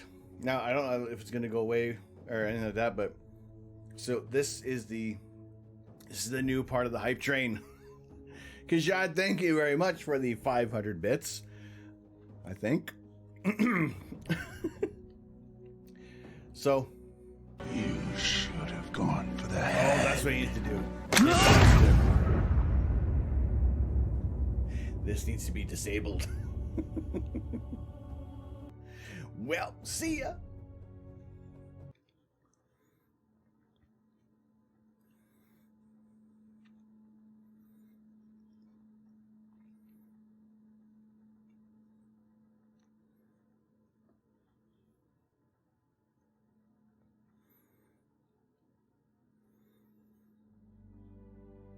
That worked. That worked out well. Okay, so I did. That's one thing that I didn't take into account. Was this not showing up properly? There we go. I think this is gonna restart again, but yeah, it's okay. Oh boy. Right, so I really need to control this. Somehow have StreamerBot control this a little better.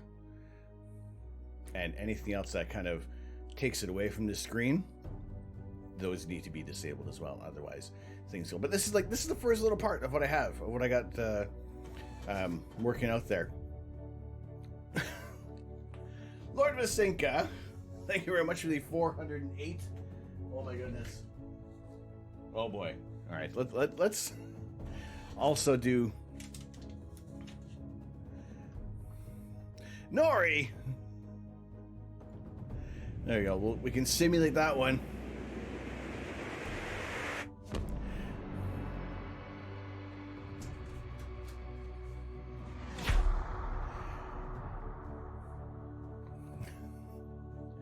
Nori, thank you very much for the gifted sub to the old balls. Oh, wait a second. Oh, what did you do?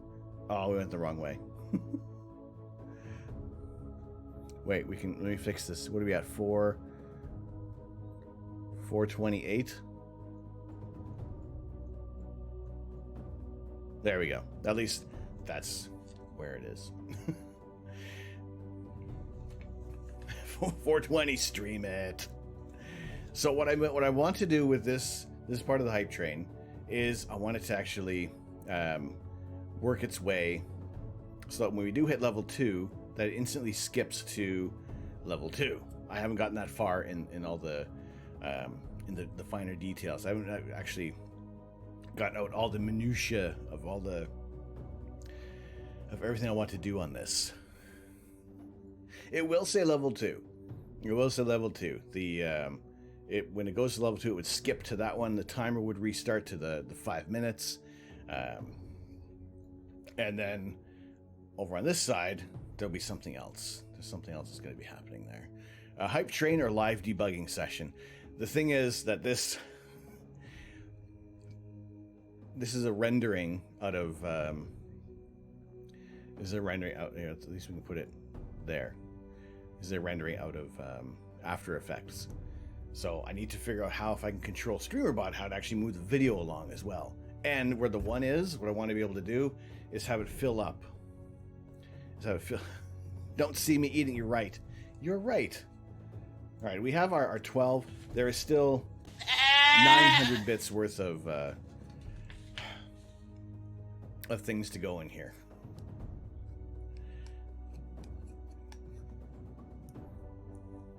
You got one more. The TV station drawings of the American ones. All right, no worries. We'll check that out afterward. After we're finished this bowl of yummy, yummy hot scorpion peppers. Maybe tomorrow night's stream will start at 10 o'clock, so I have some time to get rid of these.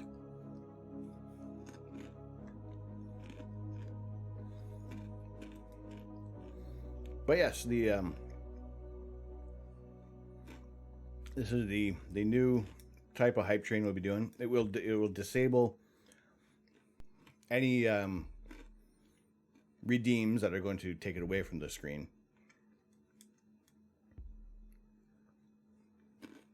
Lips are looking a little red.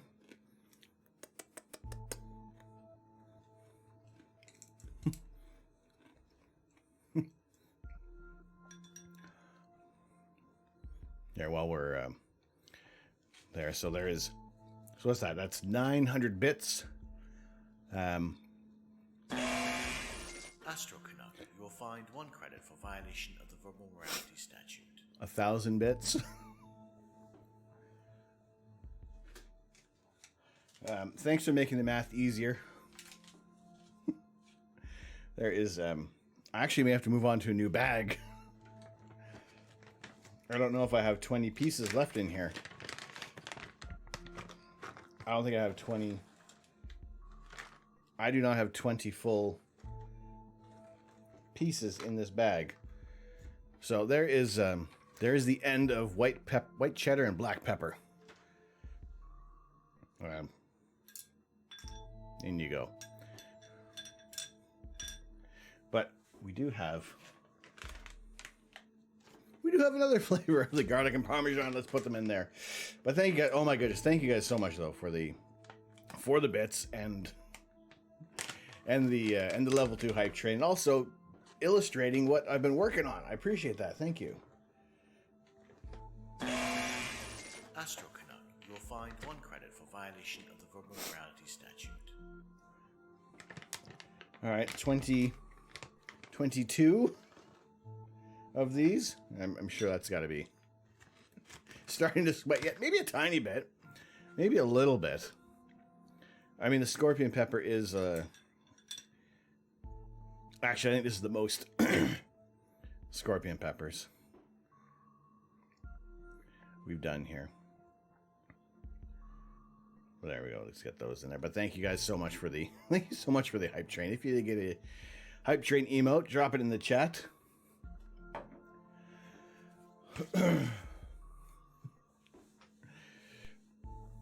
They are okay. They are delicious. They're absolutely delicious. Which is why they pair so well with screaming hot sauce. All right, so 22 of these. Let's get these. Now, you know I wouldn't steer you wrong. I wouldn't like half mix these up. Let's get these nice and coated.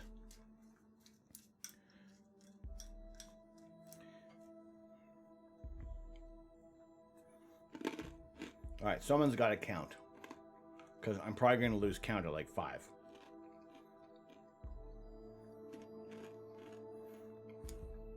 Looks like no dinner for me tonight. If there was, well, whatever dinner there was, won't soon be. 3, 4,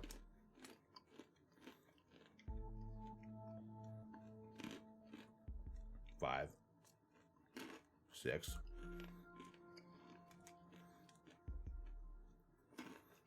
They are crunchy. They are cheesy. 7. They're delicious. And oh my goodness, this is getting hot. 8.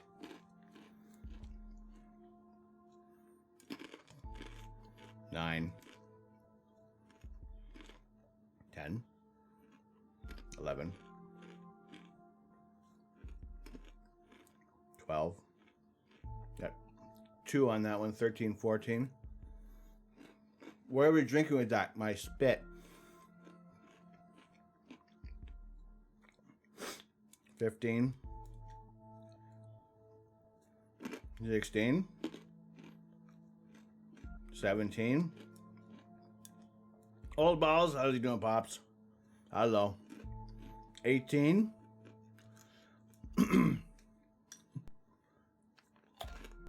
19 here. No. 19. All right. We have clumps of things. So let's go.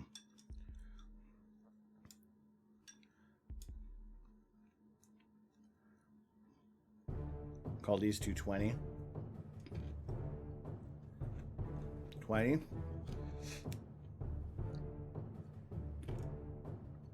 21. And how much to lick the ball? Oh my god. No.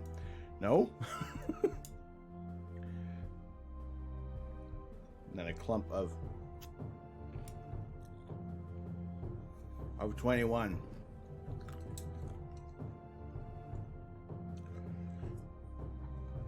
My mouth is pretty numb at the moment. Okay. Old Neener. Oh my.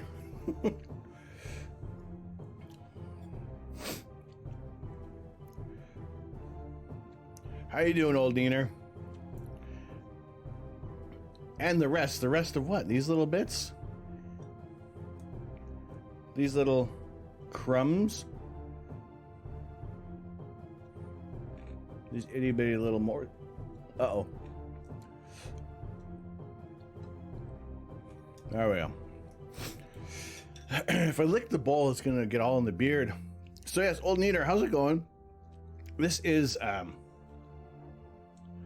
blueberry plague, pepper north, blueberry scorpion pepper hot sauce.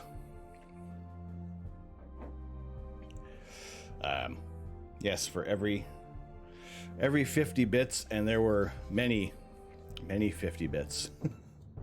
So let's also give some thanks as well. Chopstick skills on point. Thank you. I made sure to learn how to use chopsticks. But Nori Kitty, thank you. Well, I thank you. My mouth, my lips, my tongue say otherwise. But thank you, Nori Kitty, for 50 bits. Thank you, Nori Kitty, for 50 bits. Thank you, Nori Kitty, for 50 bits.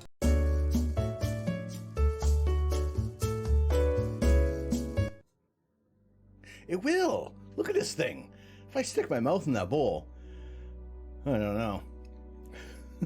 Thank you, Nori Kitty, for 50 bits. A massive thank you to Nori Kitty for 50 bits. Ayo, Nori Kitty, cheers for the 50 bits, bruv. Appreciate it, innit? Lord Visenka, thank you so much for the 100 bits. Greatly appreciated. Burning in my mouth even more. Oh, look more. 50 more bits from Nori Kitty, thank you. Am I going to waste all that sauce? Well, I mean, it's there. You know, we still have a whole bag of these, so it is not until the end of the stream will we get rid of that.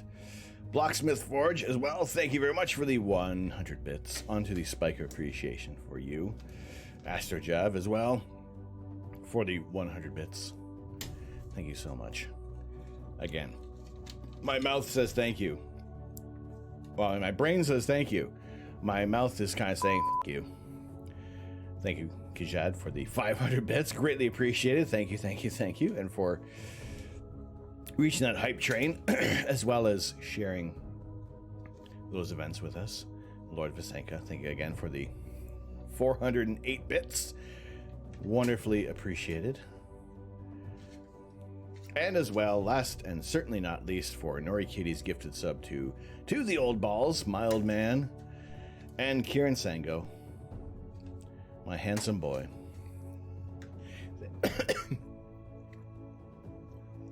Ha. No. No, I'll just send a thank you over to Nori. Thank you guys. Thank you all so much. For all the bits, for emptying this bag.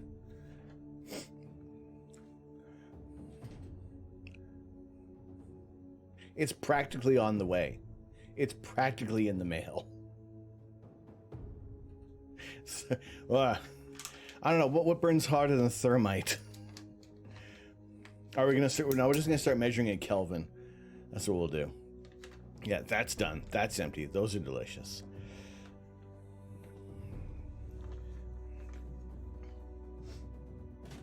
Away they go. But thank you guys.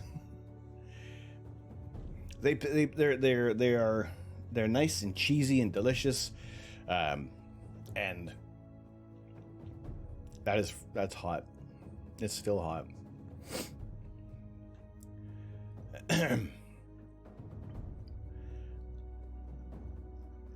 All right.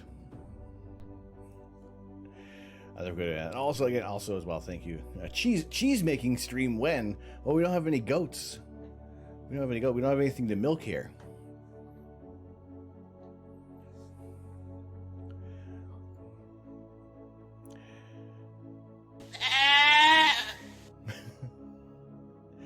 know if we could milk that one. No. Wait, hang on. We don't have... When we get... Maybe when we get... Can you milk chickens? What about bees? Can we milk bees? Little tiny bee udders. They have udders, right? Right?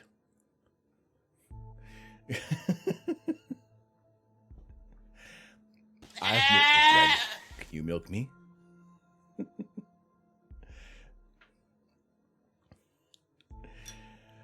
Okay. Mouth is... thermite is approximately 2,500 Kelvin.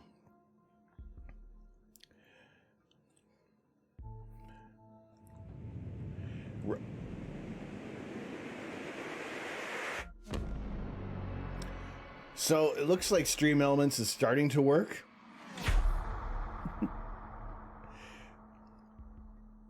Right now, you're going to sleep. You've punished enough. Well, Nori, have a very good snooze. Have a very good sleep. Thank you very much for the bits and for being an awesome mod. I appreciate you. I appreciate you. So what do we got here? What do we got here? City fan, telewatcher. You definitely have a style. If you drop these in here without even saying hello on the stream, I would say, boom, I recognize that artwork.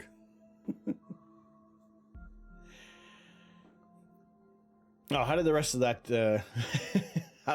game go, Nori? Hey, before you leave, before you go to sleep, can we get a couple more shout outs here? Yeah, I don't know. Just pick some people to shout out. One last modly duty. You're gonna get to bed too. No worries, CJ. Thank you, Nori. Appreciate that. Yeah, last time CJ, when I saw CJ streaming, he was streaming a can of beans, or was it James May saying cheese? Even when you're not drawing the hockey pals, you still got a style. It's very recognizable, and I think it's it's a nice thing to have this recognizable art style among like so many other artists who share their work online. It was James May saying cheese for 4 hours. Oh, okay. I guess it reads the lurk. Andy, what's going on, sir? How are you? How are you doing? Good to see you, my friend. How are your skies? How are your skies in the Upside Down?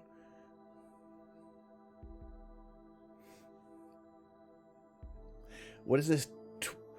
What's this Twitch channel? What do they do? You're good, excellent, wonderful. You don't know who streams here. It's CD here. Andy streams. Andy does some live astrophotography. Like I said, just guess. Just have a guess. All right, CJ, have a good evening. Have a good night.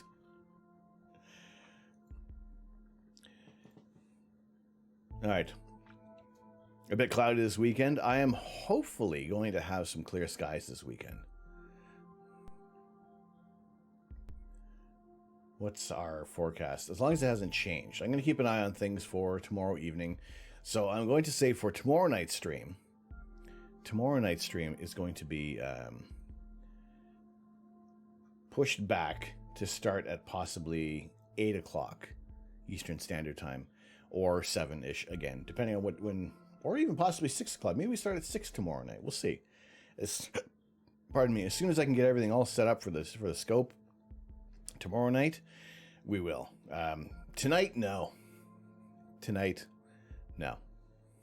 Mojo Jojo, who never streams, and then his second day streaming was able to get like affiliate. You know, that's the always trying to help out friends. Always good to see.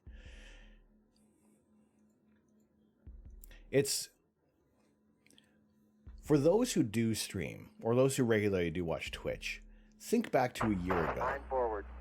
40 feet down, 2.5. Picking up some dust. 4 forward, drifting to How the much right has level. the scope of Twitch changed for down, you? Eagle.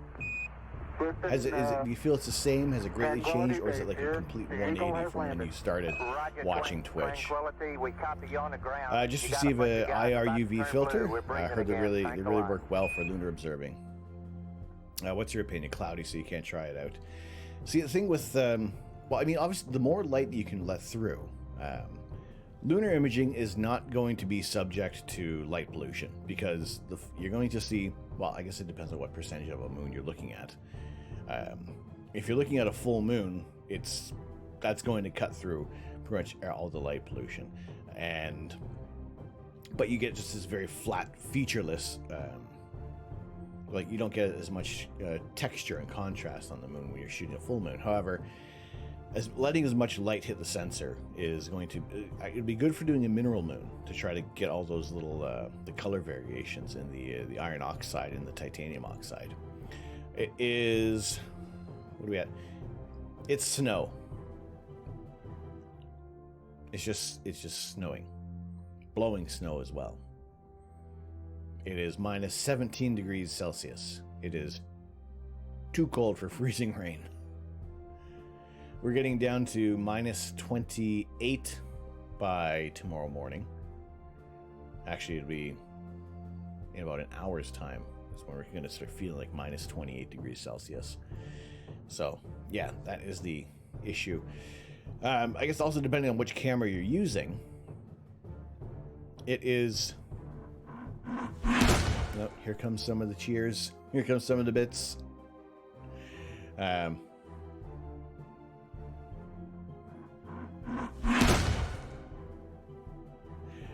It looks like... Hard right.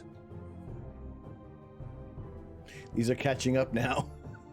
And yes, I did say minus 17, feeling like minus 28 with a wind chill. Better add another one.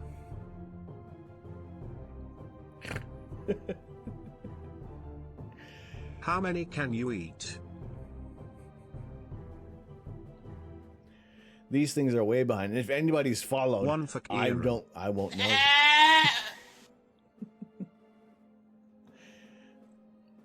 I will destroy your taste buds. Just randomly getting roasted by so many bits.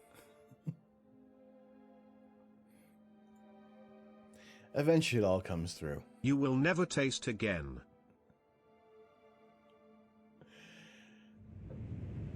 And here come the subs. Okay, last one.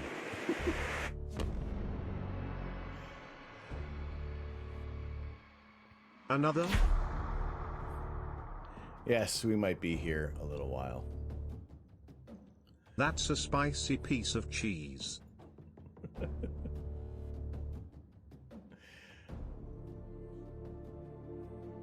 And something from me?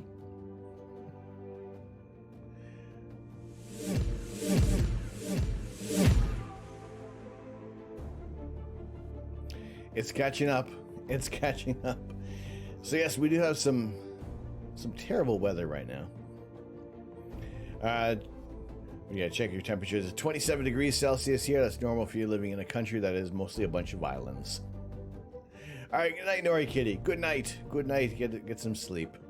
Andy, you're at 36 degrees last week. Holy potatoes! I did see a few other people, a few other Australian streamers who were just absolutely just roasting. It was ridiculous. You're shooting with a ZWO 224 MC.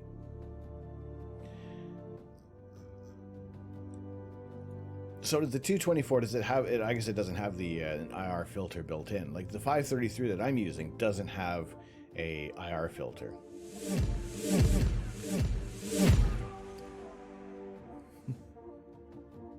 Hype train time? At that time, it was a hype train time. Now that it's all getting caught up. But yes, if you're going to be shooting the moon with a broadband filter, I'm looking to get a UV IR cut filter as well as an IR pass filter. I'm just trying to see if Ontario Telescope and Accessories does have an IR pass filter, so I can actually pick them both up. So we can do broadband and try something different for some imaging. Do a little infrared imaging on some of the popular targets that we've imaged in the past. I was speaking with Steve over at Ontario Telescope of doing a podcast with him in the next week or two. So I'll keep you guys posted on that when that's going to be available. Still kind of working out the finer details of things, but yeah, I'm looking forward to chatting with Steve about space, about astronomy, about astrophotography, and kind of see what things are like with him being a shop owner during these past 2 years. Just how much has changed in the I guess in the market for telescopes, and how difficult it's been to maintain stock. One challenge you might encounter with the IR pass filter is focusing. I'm thinking that could be an issue as well. However, we'll give it a go. We'll see what we can do. Even if it does mean like long exposures to try to get the light coming in.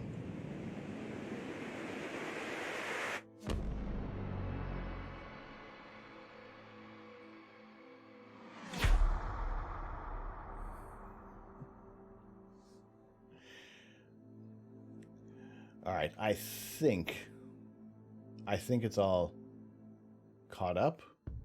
Are we caught up? Burn, baby, burn.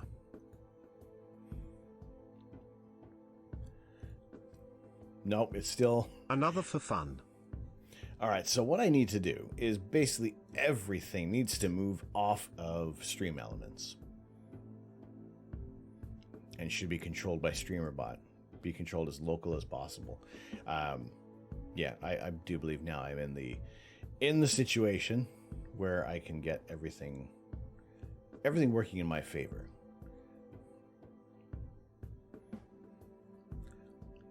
As for you mostly what you draw, at least some of your usernames have something to do with what you're drawn back when you use the names.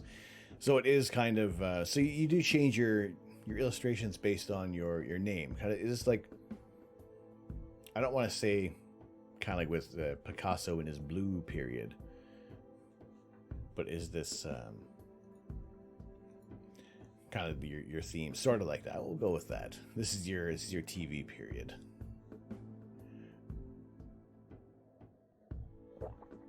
Draw as often as you can. As often as you can. I feel that if I were to pick up a pencil and paper again right now, I could probably still get by. Although I remember like sitting hours as a kid, just kind of drawing some of my favorite comic book characters or portraits of favorite wrestlers. And now I'm thinking, if I was going to spend like 4 hours doing a drawing, like we need to do something else with it. It can't just be a drawing because I like it, you know?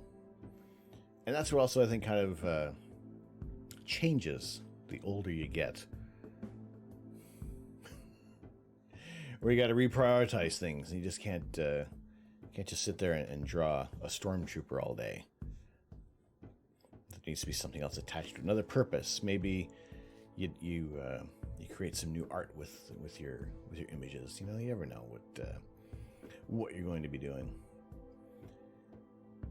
But what we want to do, what we always want to be able to do here is take live images of outer space. And as all those bits and subs had come rolling through, like I said, Stream Elements is supremely far behind.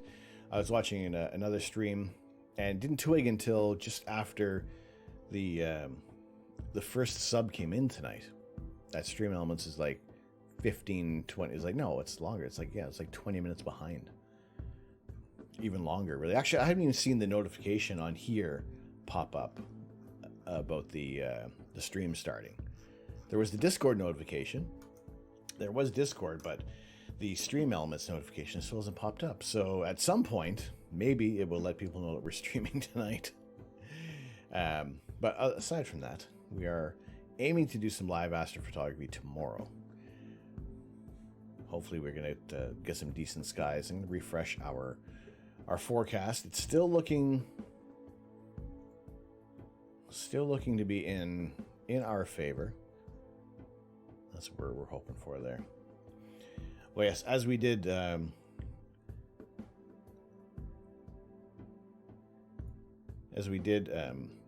reveal tonight, there is the ongoing details of a hype train that I'm working on, which will change with each level. There is a countdown timer. What I'd like to do for within the number 1 is kind of illustrate the percentage of the hype train. Pardon me. And then once it goes to the next level, it would skip over to the level 2 in the middle there.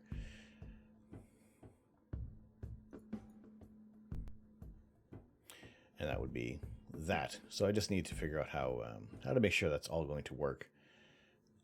But no, I do appreciate I greatly appreciate the bits and the subs tonight. We're not finishing yet. I am just thanking you guys at kind of the midpoint of the stream, welcoming everybody in. So is Poopy Pants 24/7. How are you? Is the Millennium Falcon better or the Starship Enterprise? Ooh. Oh, we've never seen Starship Enterprise do the Kessel Run. So now I'm gonna go for the Millennium Falcon. Because there are simply more official Lego versions of the Falcon, whereas the Enterprise has one Playmobil. Falcon, Enterprise. Also, I love Lego, so why not? But how are you, Poopy Pants? Poopy Pants, not that I never ever beg anybody, but if you can show up more often so I have more reason to say Poopy Pants, that'd be fantastic. But yes, doing good, excellent. Doing good despite having Poopy Pants 24/7. Yes, for everyone also who is new to the stream, my name is Tom. I am the Astro Canuck, and usually we are taking live images of outer space. Same on drinking nights. We usually take live images of outer space. This is part of the Seagull Nebula, which we haven't had a great deal of time with. There are a bunch of other targets that have lent themselves very well, especially like Thor's helmet. This is another target I want to spend more time on. It is also known as the Duck Nebula, but largely it is Thor's helmet. It is very recognizable for the Crown Prince of Asgard, the God of Thunder. Now, the Jellyfish Nebula. This would have been a fantastic image if I had realized what was wrong with the camera. Or not even, the camera was actually fine. It was the operator. It was me. It was picking the wrong files to calibrate with, and it was causing this overarching red hue to the image. And when really this area of nebulosity is more of a kind of an orangish color, almost, not this vibrant red that we're getting. Now, most nebulae in the hydrogen alpha does emit in the red. However, this is best seen with an oxygen 3 filter, which airs more toward the cyan blue end of the visible spectrum. But it's also another target that we haven't spent a great deal of time with. And what I'm liking about where we are, aside from all this snow, is that we have the opportunity to capture some interesting images of outer space, and just being able to show you guys something interesting. This was a target I kind of almost gave. Well, I gave up on this in the end of the night just because the clouds are starting to roll in, but the camera was also doing that weird thing where it was causing this red hue to everything. We did rectify this. We did get this all sorted out, but not before we were getting some of these weird looking images, especially of the Orion Nebula. Usually this target is absolutely wonderful to capture, and it yields some fantastic results, but overall, like we lost the Running Man Nebula. Now we have imaged this target in the past, which turned out so much better. Now, when you are astrophotography is varies greatly from terrestrial photography, because you can't just take one single image of outer space and call it a night. You need to take multiple images and stack them on top of each other in a program that will average out all of the noise, all the digital noise that comes from a camera, and leaves all the good signal, all the nice view, all the nebulosity, the dark dust lanes, the stars, and you can pull out some more details. So if you take one image of the Orion Nebula, depending on what camera you have, this is a very rewarding target. However, there are bright areas that get blown out very, very quickly. But then again, there's also, when you do longer exposures, you get so much more nebulosity, so much more of the ionizing gas and dust from these stars, with the hydrogen alpha and reflection nebulae within the stellar nursery of these stars being born and forming this big bowl in outer space. And luckily we have this vantage point where we're kind of peering down into the bowl of the Orion Nebula, where most of the stars in the trapezium have blown away the gas and dust from this area, revealing this core of Orion. Now also, let's see if we can get this flipped around. Looking at Orion, no, I gotta zoom back out. 2 eyes and a mouth, and you will never not see the Cookie Monster in this orientation of Orion ever again. Had this pointed out by, I want to say it was actually Dylan O'Donnell in Australia. He likes to take a couple of pictures of space every now and then. And yeah, he pointed out that at this orientation of Orion, it looks like a Cookie Monster. So maybe we will, if we take it in this orientation in the future, we will always refer to it as the Cookie Monster Nebula, no longer the Orion Nebula. So thanks for ruining this image, Dylan.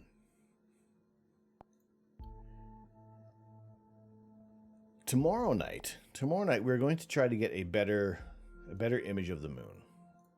This was our stack of the moon from, well, the last time we had a full moon. This is pretty much like one of the last nights where we had some really, really good imaging. So we'll take some more video. We'll try to get some better views of the moon. And it's pretty much going to be at this phase as well. We're going to use a broadband filter, which is going to clear out some of this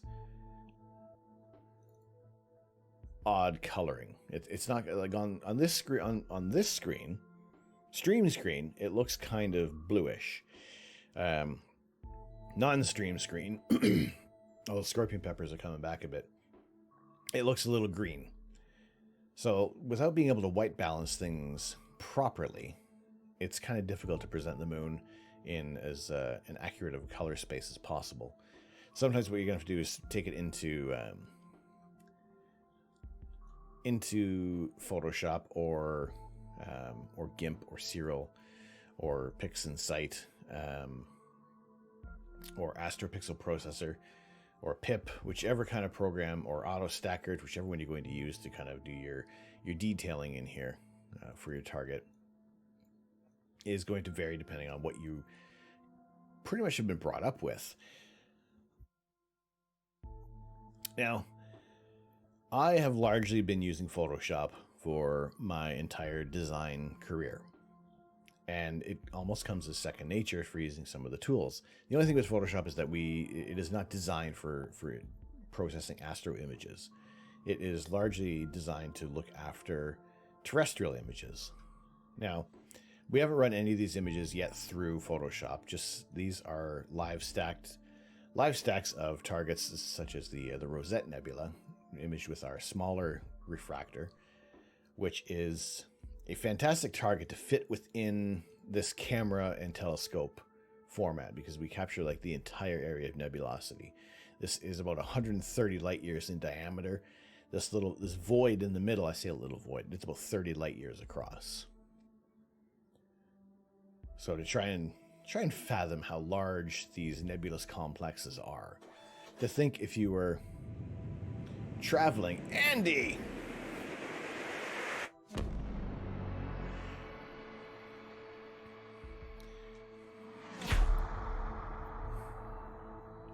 You had your lunch now, so back to work. Have a great night. Might catch up tomorrow. Thank you so much. It's CD, Andy.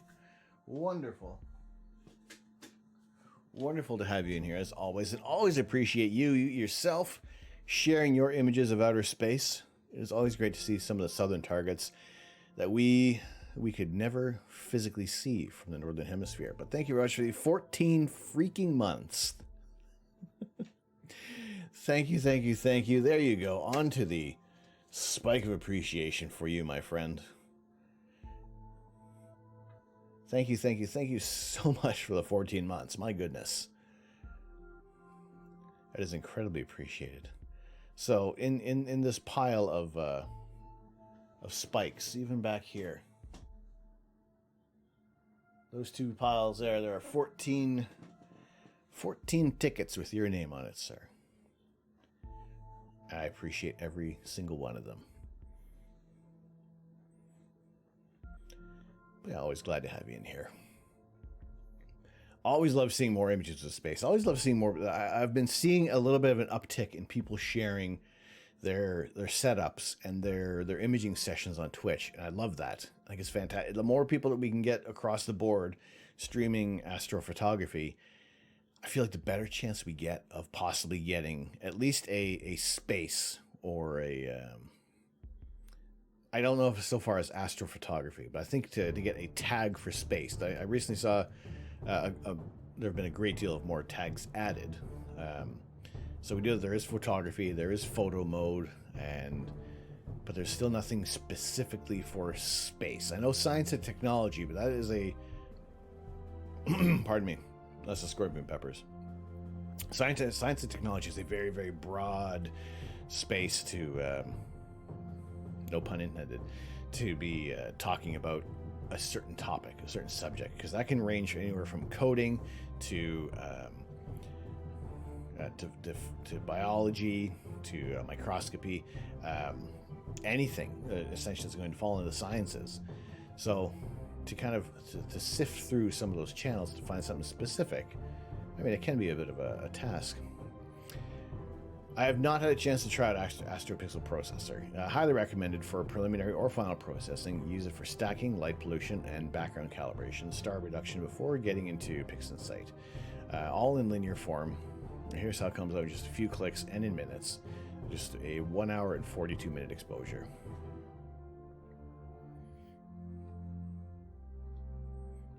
Dang. So how much, okay, AstroPixel Processor versus PixInsight. You use PixInsight, correct? It just seems that there's like no one real solution for astrophotography. I also posted another drawing. All right, we'll check that in a minute. So okay, this is fantastic. This is fantastic for several reasons. Both combined. Use both APP is easier to use. See, I'm not looking for ease of use. I gotta say, if to go back in, if we do reach our, I know it is a lofty goal. If we do reach this sub goal, we will be picking up and acquiring a license for PixInsight.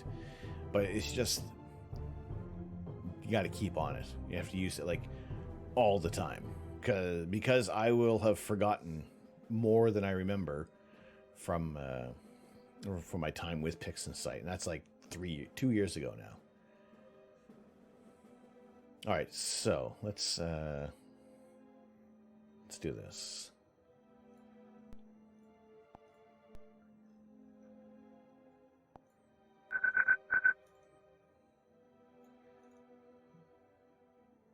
Where is it? Here we go.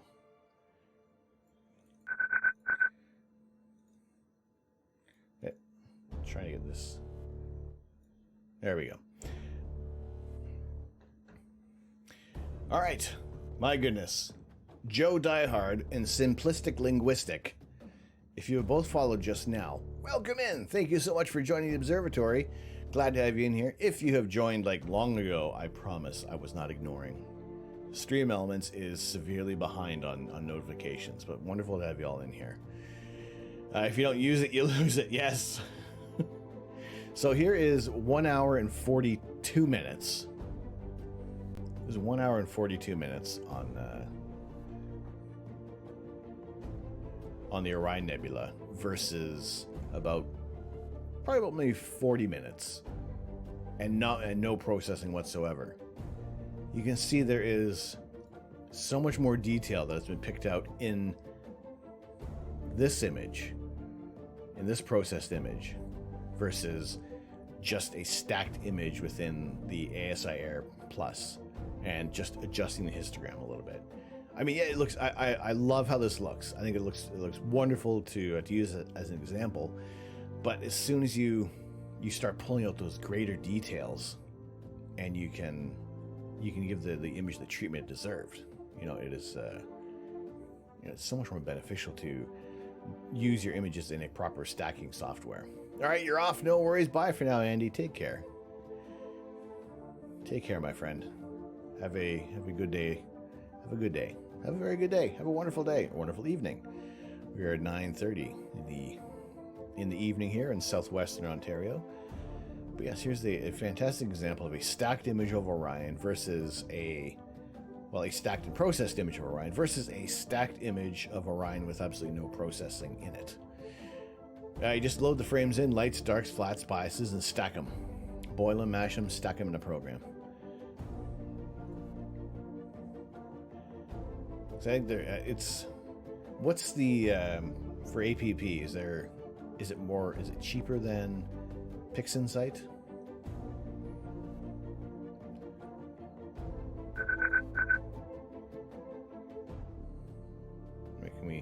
We can zoom in. All right. Yeah, you see, look at the finer detail that's pulled out in this image. Einstein was a smart guy. Thank you very much for the follow. Welcome in. I don't know if this notification is on time or not. I do apologize. Stream Elements has been a little off its game today. But yeah, that's zooming in on that even further. Like, that's gorgeous. APP just released a new version which lets you reduce stars still in linear form. See, I always find that with processing, I blow the stars out of proportion way too much, way too early. And it's to the point where, like, after every process, I'm reducing the stars. So again, here's a wonderfully processed version of Orion. See if we can get this lined up a little bit. Probably not. No, we can't line it up that well. Or maybe can we? Hang on. I want to try to get these lined up as best as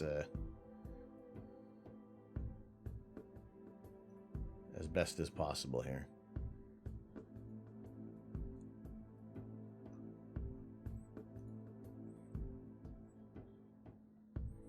Yeah, you see even the detail. 40 minutes versus an hour and 40 minutes. You could just dive in that bowl of nebulosity. You lose yourself, right?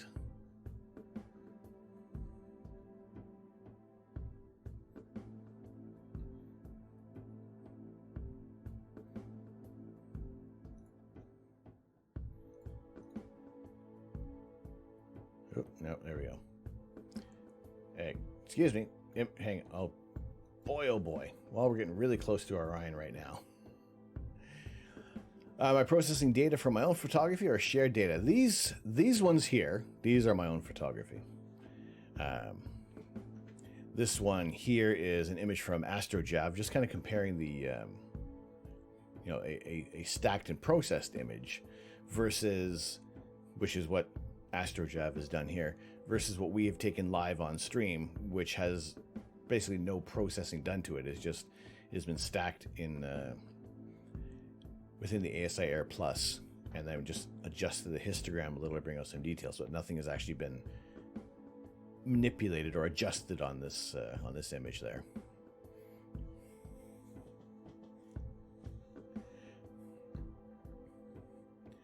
So yes, we do take live images of outer space. We do have data sets available in our Discord channel. I mean, this one needs a lot more time.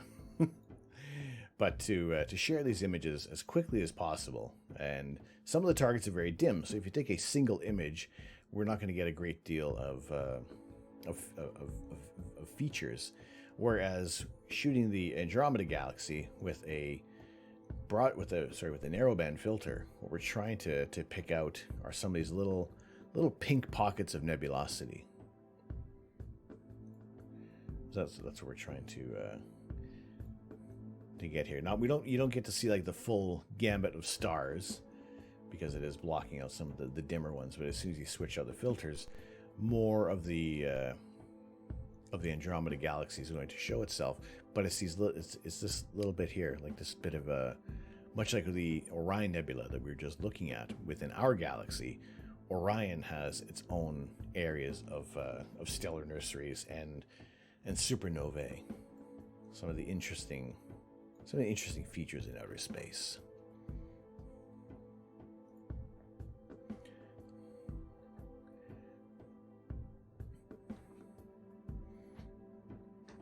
Oh yes. Yeah, you see those characters. It's very specific. It is very, very, very recognizable. Now there's only a few hockey games on tonight. Tomorrow night there's going to be a boatload more games. So we will. I'll try to make sure that actually my mug is working as well. So every time the Toronto Maple Leafs score, this little mug should light up. I think the batteries are dead. I did use some older batteries from one of my headlamps, so that's probably why. If we can refresh the batteries in there, get things lighting up, so at least I know when the Leafs score while we're streaming, because we also will be starting a little later tomorrow night. Although I say we probably will. Actually, I'm going to say maybe even just about this time. Maybe even about this time, depending on when the weather is going to cooperate. So it says there's very little cloud, at 6 o'clock. Actually, no, that's changed a bit. That's changed a little bit now. It was originally clear at 8 o'clock. Now it's cloudy, so that might get pushed back a little bit. I was kind of anticipating possibly we were going to be starting at about this time tomorrow night.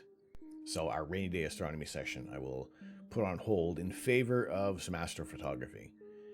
And then leading into Sunday morning with our Lazy Sunday Lego stream, where we will be continuing our that's not the one. We continue our build of the Space Shuttle Discovery. We do have the base ready and part of some of the inner mechanics of the ship. But we will continue building that on Sunday morning. Yep. Ignore the bowl of hot sauce. That's for whenever we have 50 bits. Do you have to get many perfect dark skies in Canada? It's not so much that we want perfect dark skies, is that we just want to have some clear skies. If we're where I'm in right now, this is a bit of a flex. It is in the scale of light pollution, 9 being the highest and 1 being the lowest amount of light pollution. I am here in a 3. So when we do have clear skies, it is fantastic. Like, you can walk outside and you can see the Milky Way, like, basically right away. So kept myself very fortunate for that. I used to live in much higher levels of light pollution. So 9 being the highest, I used to live in an 8. So to go from an 8 to a 3 is a huge jump for our imaging. And to be able to not have to spend so much time on a target to get the details and cutting out the light pollution is a massive bonus. So I used to live in an 8, and when I lived in the United Kingdom, I was in a 5/6. with the only benefit being that they would turn the streetlights off at midnight, and they would come back on at 5 in the morning. So that key time was fabulous. Right now we have passed the December solstice, so the nights are getting shorter by the day. Hopefully, we'll have a fairly clear weekend. It's still a little suspect. It is moving around, so it might be a little bit later imaging session tomorrow night. And depending on how the time goes, let's say we start at 8:30, or ideally maybe even 8 o'clock. Image up until, say, midnight. Let the camera run on a target for the remainder of the night, and then we're back Sunday morning, 10 a.m. Eastern Standard Time, to continue on with our LEGO build of the Space Shuttle Discovery. It has been, right now, this is the Space Shuttle Discovery is the last official NASA set that I have in the collection at the moment. Now, there are a few other earlier builds of retired LEGO sets which are really expensive, like kidney selling expensive, like choosing between one of those and a telescope expensive, which is not what we're looking for. We want to have items that are available from LEGO, and with the possibility of getting some free gifts with purchase. So there are, on the horizon, there are potentially five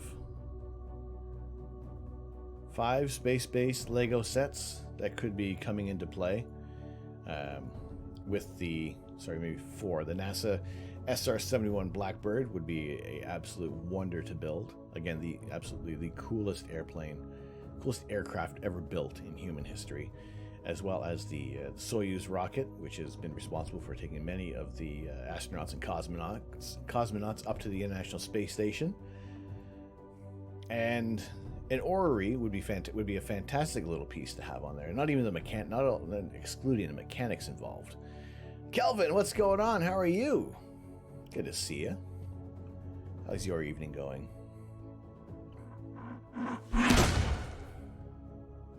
Thank you very much for the 10 bits, Kelvin. Much appreciated.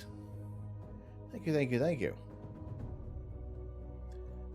Yeah, good to see you in here tonight. And also, what we are all hoping to make sure to hopefully that this is going to be in a box on shelves, which has reached 10,000 supporters. It has now gone to the next phase of review from LEGO for the James Webb Space Telescope. I think this would be a fantastic build to have.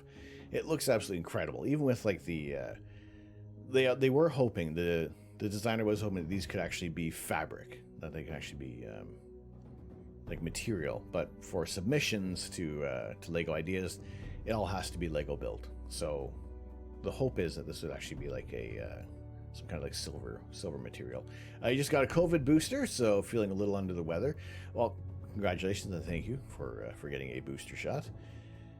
I was about 24 hours feeling a little fuzzy from the booster. Not as bad of side effects from the full shots.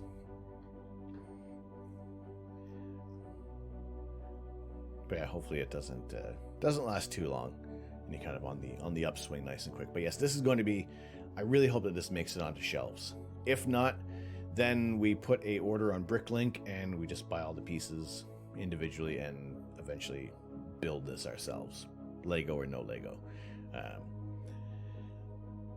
But those are some of hopefully the upcoming sets that will be available. There are some other ones that are coming out in March that are kind of like Lego City, but again, we'll keep an eye out for anything that is like sci-fi and nerdy and something that we can kind of twist into the theme of things. And we have done Marvel, we have done Star Wars sets. We have the Hubble Space Telescope there, which is part of the Space Shuttle Discovery, which will fit in the whole thing there. So this is actually going to be a very sizable build. Like, I figure it's probably going to be like yay big, up to the other side of the bowl here. Our bowl of hot sauce and crumbs. So whenever there are increments of 50 bits, there's a scorpion pepper. Yeah. I'm still getting some repeating scorpion pepper from earlier. Scorpion pepper delights in there. Now, I'm also, because this is such an exceedingly long build, I am keeping this running tally for our bits. If we do reach that goal, then once we're finished building it, we film it in high speed and smash it. But only if we reach this goal before I'm finished the build. Was Comet Leonard visible to the naked eye in Canada? It was getting there. I haven't been able to see Comet Leonard, which has been mildly unfortunate. It does rise in the east it did rise in the east in the early hours. East being off to that away. We are looking north right now. Actually, that big main tree is pointing straight up towards Polaris. So we kind of want to orient ourselves of where we're looking in the backyard. But I haven't had the chance to witness Leonard, unfortunately. But again, it's one of those targets, one of those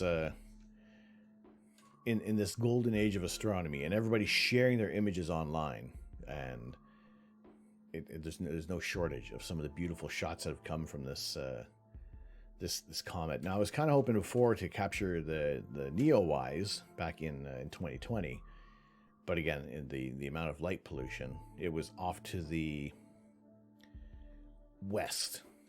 It's off to like the northwest area for me, which was kind of pointing over top of one of the towns. So there's already a lot of this light dome in front of everything, so I wasn't able to capture that comet either. However, I'm still counting myself fortunate that I was able to see Hale-Bopp and Hyakutake back in the late 90s. And there is still this, when everything just kind of drifts away and it's just you and whatever the object of affection is. I remember that vividly, looking up at Hale-Bopp and just this eerie look, this silent giant in the sky, just hanging there for night after night. And it was such I feel weird, like, for having those great comets, like almost back to back. I think we felt very spoiled, and we haven't actually had anything like that since. And it's kind of like we're due. You figure it's about like every, you probably maybe get like every 15 years, there could be a great comet coming through. So it's kind of like we are, not that we're owed. I would think it's one of those things like, oh, look at this comet. And it ends up that it's like going to be like ridiculously close. Actually, if we're seeing a comet that's coming like basically straight toward us, we're just mainly going to see like this ethereal glow. And depending on where it's positioned on the sun, maybe we'll get the ionizing tail. Other than that, I would like to be able to have another comet like Hale-Bopp or Hyakutake. You saw Comet McNaught in Australia. I don't think you'll ever see another comet that beats it. See, again, as a northerner, as a northern hemispherian, wasn't able to see. But again, there's some fantastic targets in the southern hemisphere that I would love to be able to spend some time in Australia, and it would have to be like, I'm talking like months, just to be able to wait out some of the any potential bad weather, and also see the Orion constellation upside down without standing on my head, and to see the moon in a different orientation as well. I think something like that with something like a familiar target would like blow my mind just a tiny little bit.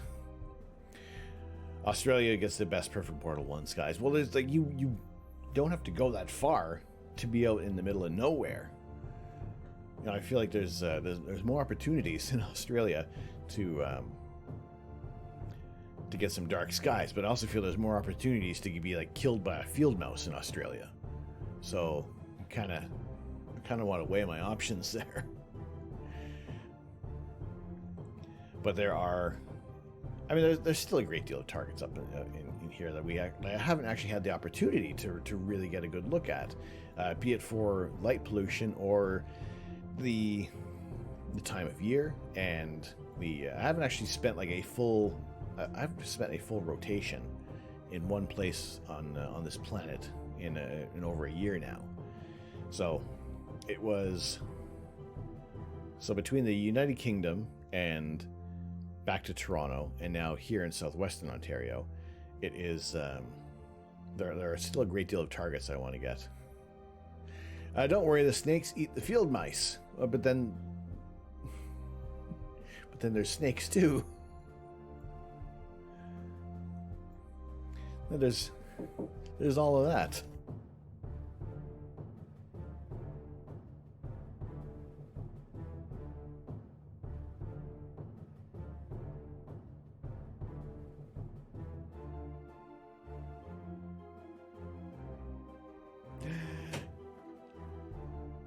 Coffee refill. We have a coffee refill.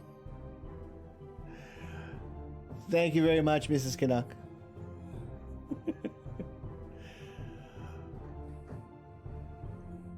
Madraws, hello. What's going on? Welcome, welcome, welcome. How are you doing this evening? Snakes are pretty chill. I would largely like to say that all wild animals are going to be fairly chill, unless you're pissing them off. Snakes are quite a real sight at night, as they are cold-blooded. What else do you have to worry about at night in doing imaging? Yes, more coffee as always. Actually, that being said, with the coffee, I probably should stand up for a little bit and just do a little bit of a stretch. See, the first night I started doing astro imaging, I heard coyotes off in the distance. I'm standing up here.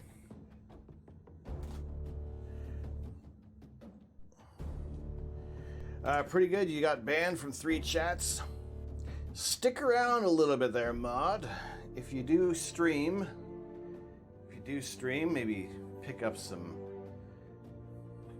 tips here. I don't like to ban people. I don't see the reason to ban for shameless self-promotion. What I'd like to do is have more people in here. Learning about space. We like to talk about space here. We like to share ideas, share some times here. And looking back in time, looking at the Andromeda Galaxy from 2.5 million years ago. This is 2.5 million light years away. We are seeing this galaxy, which will eventually start getting closer and closer to us. We are gravitationally bound with the Andromeda Galaxy. And like I said, in about 4 billion years, because this is only approaching us at about 100 kilometers per second. And the distances between for 2.5 million light years is, well, as large as this appears in the night sky, it is still a fair distance away. There is this galaxy, as well as the Triangulum Galaxy. Very, very dim view of this one. But this one is about 2.8 million light years away. The 3 of us will eventually all get together in about 4.5 billion years and merge into a gigantic trio of galaxies. What that name will be is up to our forthcoming, not ancestors. What's the opposite of ancestors? What's that? I'm the best for that. I am. No. No, I don't like to ban people. I don't like to ban people in here. And eventually we get to know people in here, and then we get to realize who's doing some other streams, and it's always nice to build and grow the community as such. But also we do have a Discord. We have a channel if you do want to get on a list of streamers. But always happy to have more people on in here. Learning about astronomy, asking questions about outer space, because there are a great deal of kind of popular misconceptions that I do also like to be able to debunk and give some of the proper information. And then again, these are also more opportunities for me to to learn as well, to kind of to build my knowledge base. I've been independently studying astronomy for the past 4.5 years. And you know what? There's good images that come out of the stream. There's also not so good images. Like when you're taking a shot of the Orion Nebula and your guiding goes to pot and the scope starts tracking away. That's where you get these long lines from. So as great as the Orion Nebula can be for beginner astrophotographers, like you can even point your cell phone towards the Orion Nebula or towards the Orion constellation, and you'll see this tiny little bit of a bright smudge down by the below the belt of Orion or above the belt of Orion, depending if you're in the southern hemisphere. And this is such a bright area. This is such a bright stellar nursery that your own meat cameras can pick this up just by looking out towards the eastern sky. Especially in the winter. Right now, you look to the south and up. Orion dominates the night sky. It is a absolutely massive target. Do you want Betelgeuse to go supernova, or do you think it'll ruin perfect dark skies? Yes and no. Yes and no. It would be tremendous to see such a local supernova. It would also be mildly heartbreaking to see the Orion Nebula, to see the Orion constellation change. To see it change its shape forever. To see that shoulder of Orion go away. I think that's just a very, very, very bad bout of bursitis, wouldn't you say?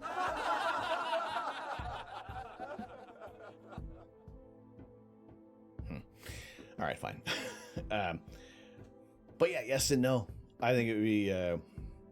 We would probably have about a couple of months of full moon brightness from Orion. The good news is that it's far enough away that we're not going to have any ill effects from the supernova. We just get to bask in all its glory. Now, it could have already exploded, and we're still waiting. So possibly another 500 to 600 years, maybe 100,000 years, maybe tomorrow. We can't tell for sure. We were really hoping something was going to happen when it started to dim last December, but obviously that didn't happen. It's returned to normal brightness, but it did start to increase in brightness. Now, Betelgeuse is a large supergiant. It is actually, I should have an image. No, I don't. I haven't queued that up. This is such a random thought of showing the size of Betelgeuse compared to our solar system. And basically, it would just engulf everything up to Saturn. How much snow we got expected? It's not too much. We don't have a great deal of snow right now. There was some snow squalls earlier today, but they weren't too great in our area. This is more of a combination. It's more blowing snow than anything right now. It's just more blowing snow at the moment. It's getting too cold to snow, actually, where the winds are going to be dying down. By the morning, it's going to feel like minus 29 degrees Celsius. So that's just going to be way too cold to snow. Maybe Monday morning, it's going to get up to about maybe feeling like minus 10 at about minus 7, minus 6 degrees. So that's going to be enough to snow. But again, it's the clouds I'm worried about. Food for thought. You think it's more likely to see a star go out due to a Dyson sphere or ring before the billion-year life cycle of a star will go out? Oh, B, how are you doing? How have you been?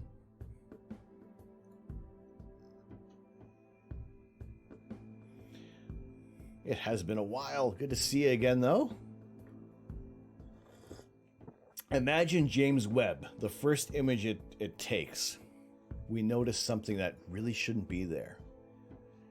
Imagine that we see a civilization from billions of years ago, and it's way too late. Imagine that. Also, imagine that we get a Lego James Webb Space Telescope. That'd be great too. Would you rather have a James Webb Space Telescope Lego set, or know that there was life elsewhere in the universe that is probably long extinct? What would it be? A Dyson object would be way too late by the time we see it. Exactly. That is the frustrating thing about astrophotography, about space, about where we are in the universe. Yes, we are aware of what's going on, but we are the slowpoke of the Pokemon of the universe. I guess technically everybody else would be as well, because wherever you are is the center of the universe.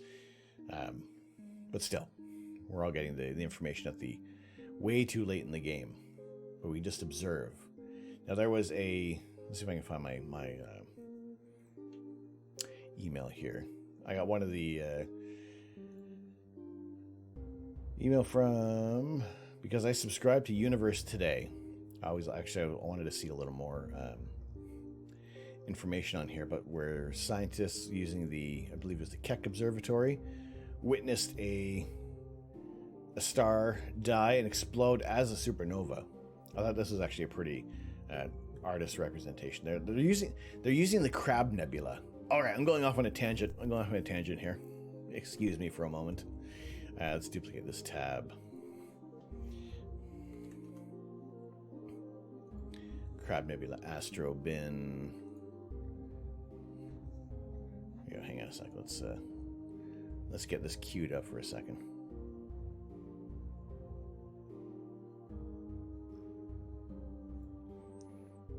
Let's see if he's added any more.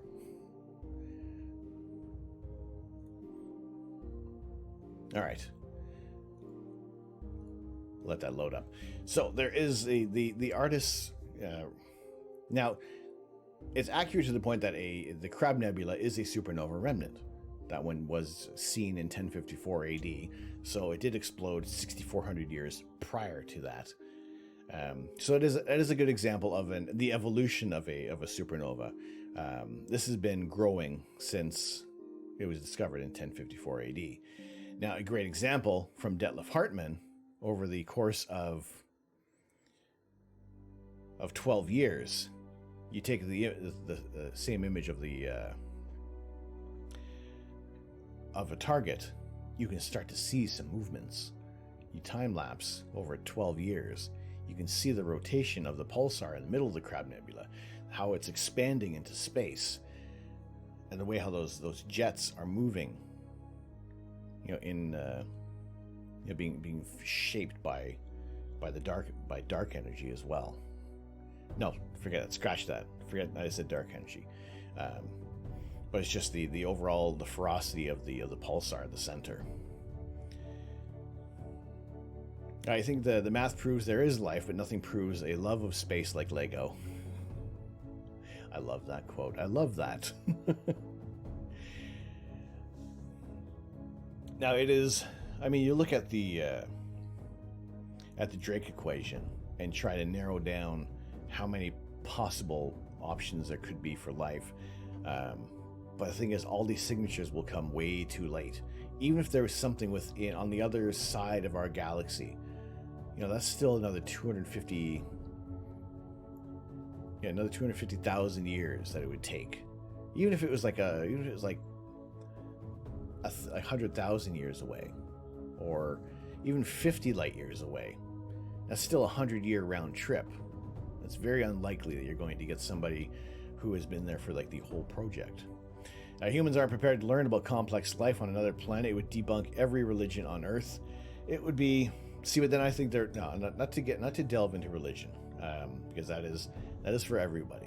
But I think it's the fact that how much would it really change your daily life when there is absolutely no, it's just the knowledge. That's all that changes, that that, okay, fine, there's something else out there that can communicate with us. However, this communication takes dozens of years to get back to us. Pardon me. Religions have evolved past everything the modern culture is thrown at them, even past Fast Pope said it was possible. I do like the fact that the Vatican has an observatory is fantastic. I think it would change us based on proximity. Okay, I like that. I like that. Because yes, if it is something that is out in Proxima Centauri, which there's been plenty of time to exchange phone numbers from anyone in Proxima Centauri. But yeah, if it's something in Andromeda, even if we were to get it tomorrow, this signal coming from Andromeda, you know that is 2.5 million years, and whoever sent that is long gone. Or conversely, there were signals that were sent in the Bronze Age that washed over us, and we weren't able to interpret it. We weren't able to decipher that information, and they're still long gone. And you missed out on that opportunity. That's also the other thing is how many opportunities have been missed. You got some more Hockey Pals in the Discord? No, all right, let's check that out. Let's see some more Hockey Pals. Who is... Now, I know, like, when I would draw things as a kid, I liked the Chicago Blackhawks favored them more than any other team. I disliked, for some reason, drawing the Philadelphia Flyers. I disliked those. Calgary Flames, they were one of my favorite teams that I didn't realize were Canadian until they won the Stanley Cup. That's also the weird childhood facts that I didn't know that the Calgary Flames were a Canadian team. Now, do you have any aspirations to do like a comic or any animations with these? Because I think they would almost lend themselves well, even for some commentary on the on a daily matchup. It's something that's veiled by bending light technology that could exist within our system due to the vastness that we can't monitor. Exactly, it is.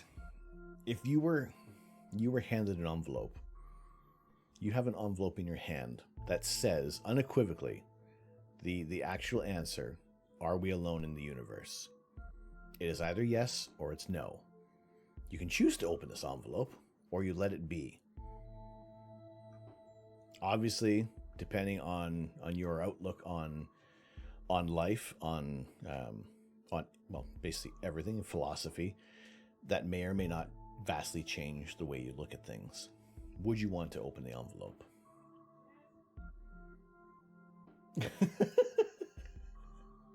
Mrs. Canuck says yes.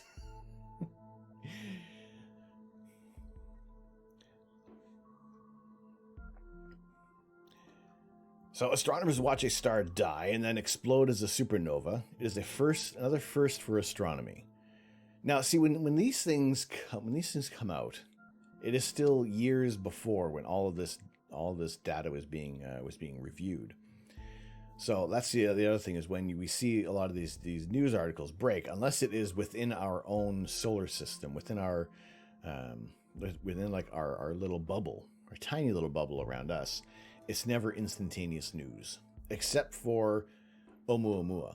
But there's been other stories as well, but still, even Oumuamua wasn't as this celestial body was approaching.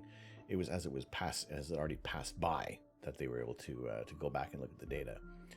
The very fact that there is a deficit in our knowledge in terms of math and physics, you'd open it right away. And then we would want to know which direction to look, at least, right?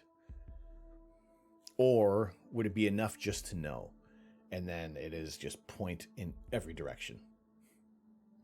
Imagine there's some fourth dimensional being lurking about that we can't see. Think of it as there was an example that Carl Sagan used on Flatland, where a three-dimensional being, even if it were to interact, they wouldn't know how to interpret this. They wouldn't know how to understand what they're seeing. So if we're looking at something in a fourth or a fifth dimension, how do we know? I mean, I guess an example of a fourth dimension would be the doors being used in Monsters, Inc. maybe if we could have that kind of dimensionary storage facilities. You know, there's only so much space I have on this desk. It is largely being occupied by some Lego and some hot sauce and subscription receipts. Yes, hopefully a qualitative physics compiler will solve if there is a fourth dimension. So if we could have, you know, there's only so high that I can go on here. You know, I can't balance things on top of here. We have to punch our receipts. Now, if we could have a little door behind this, and we could plunk some things in there, and then it's out of the way. It's gone. It's out of sight until we need to go in and retrieve it. I think that would be very beneficial.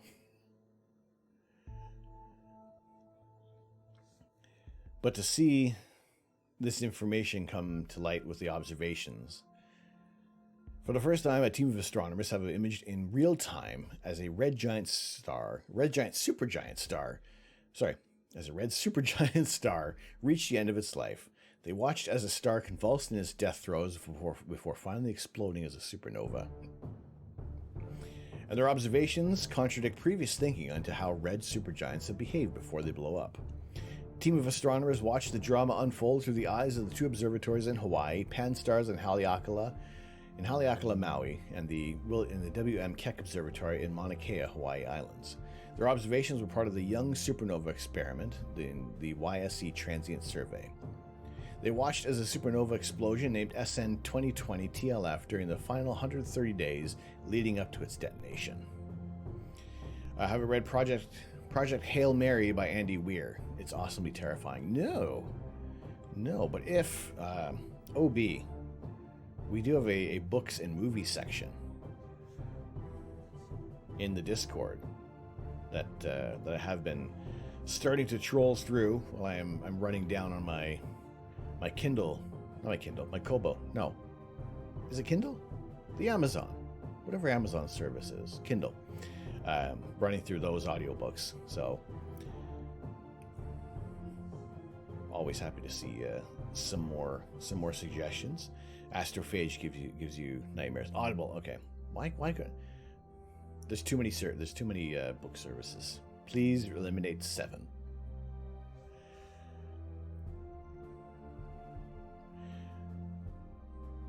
So it's a breakthrough in our understanding that of what massive stars do moments before they die, said Jacobson Galain.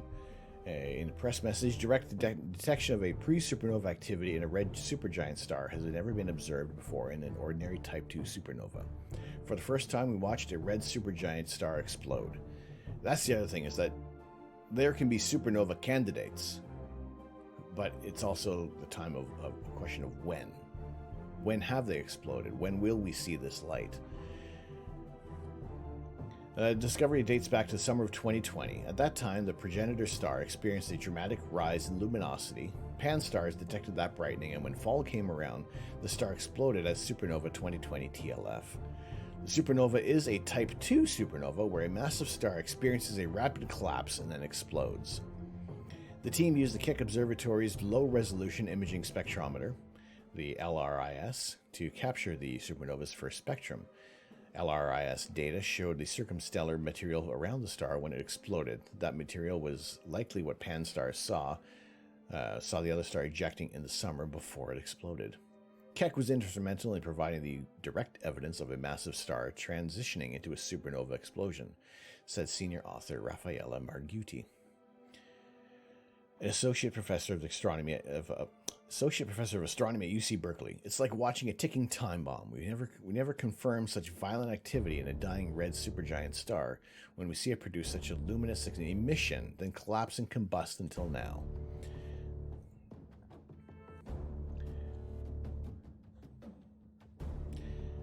Now, I don't know if the data has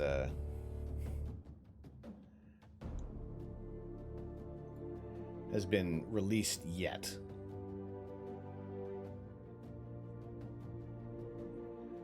So this would just be the rendering. I mean, they're using a lot of stock footage on this. But still, the idea that they were actually captured in real time, hopefully they do send out more of the data to actually see what they witnessed.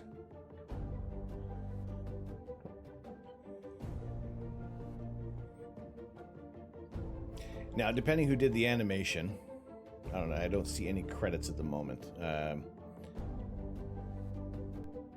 Adam Makarenko. All right, I'm not familiar with their work, but I would imagine, hopefully, if they're using the the information that we get from Universe Today, I trust the sources on that, and that they're not going to that Fraser Kane and the crew are going to do their homework on this. But this is the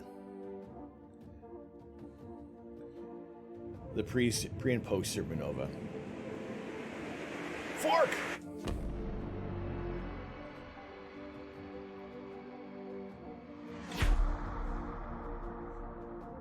Well, the lights. Where is anything?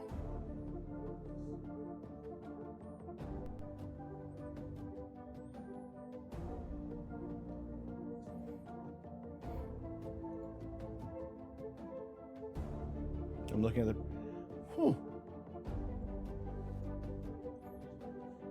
I wonder if it doesn't print out. Weird. But Fork, thank you very much. Thank you very much for the resub. Continuing the gift sub they got from Quiglist. Thank you very much. Much appreciated. Welcome in, Uncle Bill. Uncle Bill, how you doing today? How are things? Glad to have you all in here tonight. Now, for those of you who may have noticed, we have some new emotes. We have follower emotes that are exclusive to the channel. And there are a couple that have been kind of in the rotation before, but at least we kind of filled out that row of 5. So we have quite a few more emotes in the channel that I also have to spend some time working on. But good to have you in here. We also, just another working Blur's Day. Yes, every day is Blur's Day. Is it Blur's Day the 5th or Blur's Day the 14th today? We did have our in progress hype train animation revealed earlier tonight, and I will still be working on that, getting all the fine details out of all that. Yeah, wonderful to have you all in here tonight. We are just kind of reviewing some space news, checking out where the James Webb Space Telescope is. Still feeling a bit of the effects from the scorpion pepper hot sauce earlier on tonight. But at the moment, what is James Webb doing? James Webb is fully deployed, and it is now orienting all the 18 mirror segments. So now we're in the mirror segment deploying tracker. Who counts? Blur's Day 3000 and something thing, somewhere in there, give or take a few hundred days. So yes, this is now they're working on the mirrors, which is a lot of fine details that is going to take the next few months to get everything all nicely aligned and proper. Once it gets into its L2 insertion point, then there's all the last little bits of positioning and checks. It's going to be about 6 months, about another 5 months or so till we start getting first light images.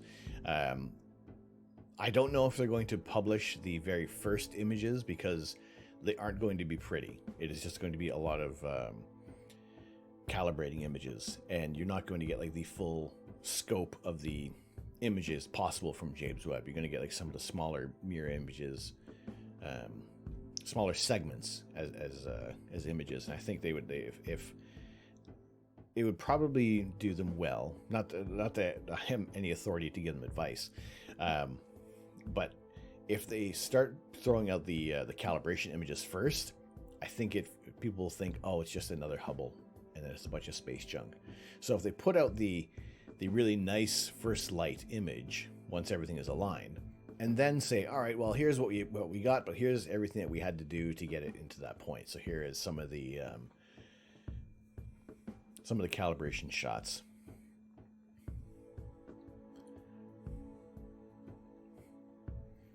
If they see anything we aren't supposed to see, they won't publish. They won't publish them.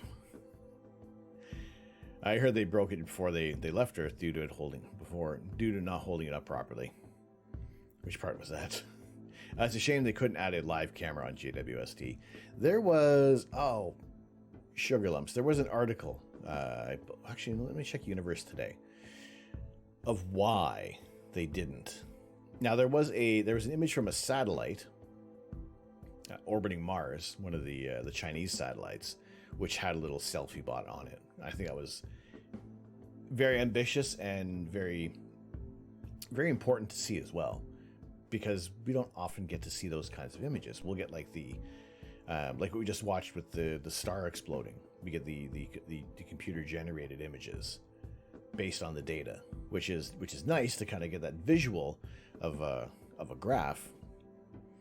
But then to actually see some of the images. Let's see, I think there was there an article on here about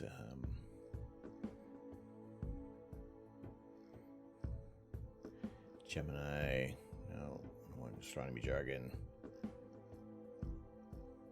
I'm not going to go too far back in here, but I thought they had something about why they didn't. Astronomers watch the star die, wonderful rings. And mainly it is also due to the extra weight, because every pound, every kilogram, every ounce counts when you are launching a telescope, and everything basically needs to have everything needs to have a purpose. And as great as it is, there we go. Here's why Webb doesn't have cameras on board. It's to live stream its deployment. Let's see. Oh, I need the TLDR of this one. Anyway, but it's basically that the like this was the last shot that we had of Webb from the launch. As James Webb Space Telescope unfolds and makes its way to the final destination in space, NASA and ESA have done a great job of sharing the experience with the public. With webcasts, live streams, and very active social media present, the JWST team has allowed people to watch over the shoulders of engineers and scientists, as well as ask questions about the process of commissioning the new telescope. The most often asked question on social media and several press conferences seem to be, why weren't there cameras put on JWST to provide actual live footage from the telescope? Wouldn't seeing it firsthand be better than just receiving telemetry? After all, rockets now routinely beam back live footage from space as they deploy satellites. Even JWST's deploy was live. The Perseverance rover had cameras that showed its descent to Mars' surface, and the Chinese Space Agency also deployed remote selfie cameras to monitor its Mars orbiter rover. We'll take a look at that in a second. No one would love more than to see Webb doing its thing than us, said Keith Parrish of the commissioning manager for the Webb Space Telescope during a live stream on NASA TV during the first tensioning of the telescope's sun shield. But Webb changes shape a lot, and we would need multiple cameras in multiple locations. The engineering usefulness of the cameras wasn't there unless things got very complicated very fast. Plus, it's very shiny on one side and very dark on the other. By design, cameras wouldn't be able to see anything on the dark side.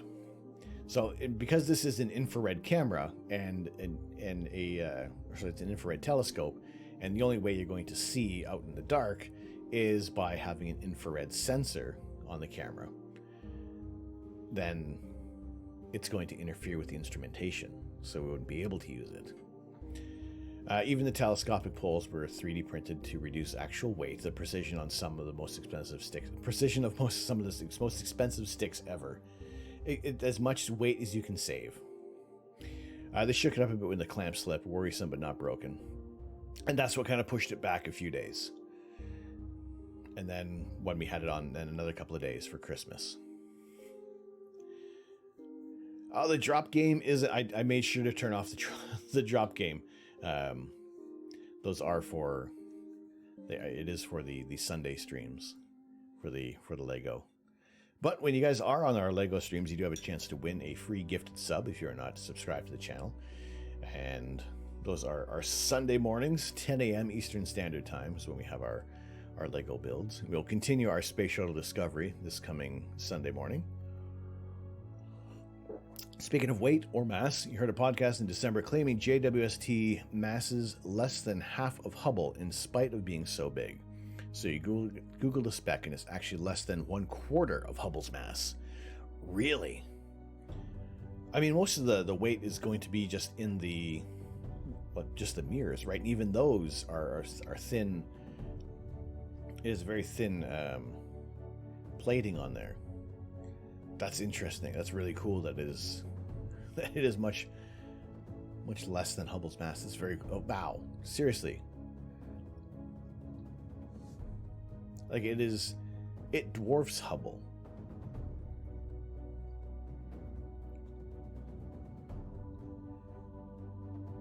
So yeah, difficult lighting is one of the most obvious challenges. Our gold-coated mirrors were photogenic on Earth, but the mirror side of Webb is pitch dark in space, said Webb's Twitter feed. Meanwhile, the other sun's facing side of Webb is so shiny that cameras there would have glare and contrast issues.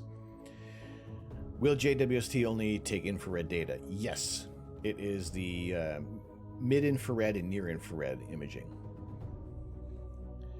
So it is going to, the example that I've used of what we can expect to see.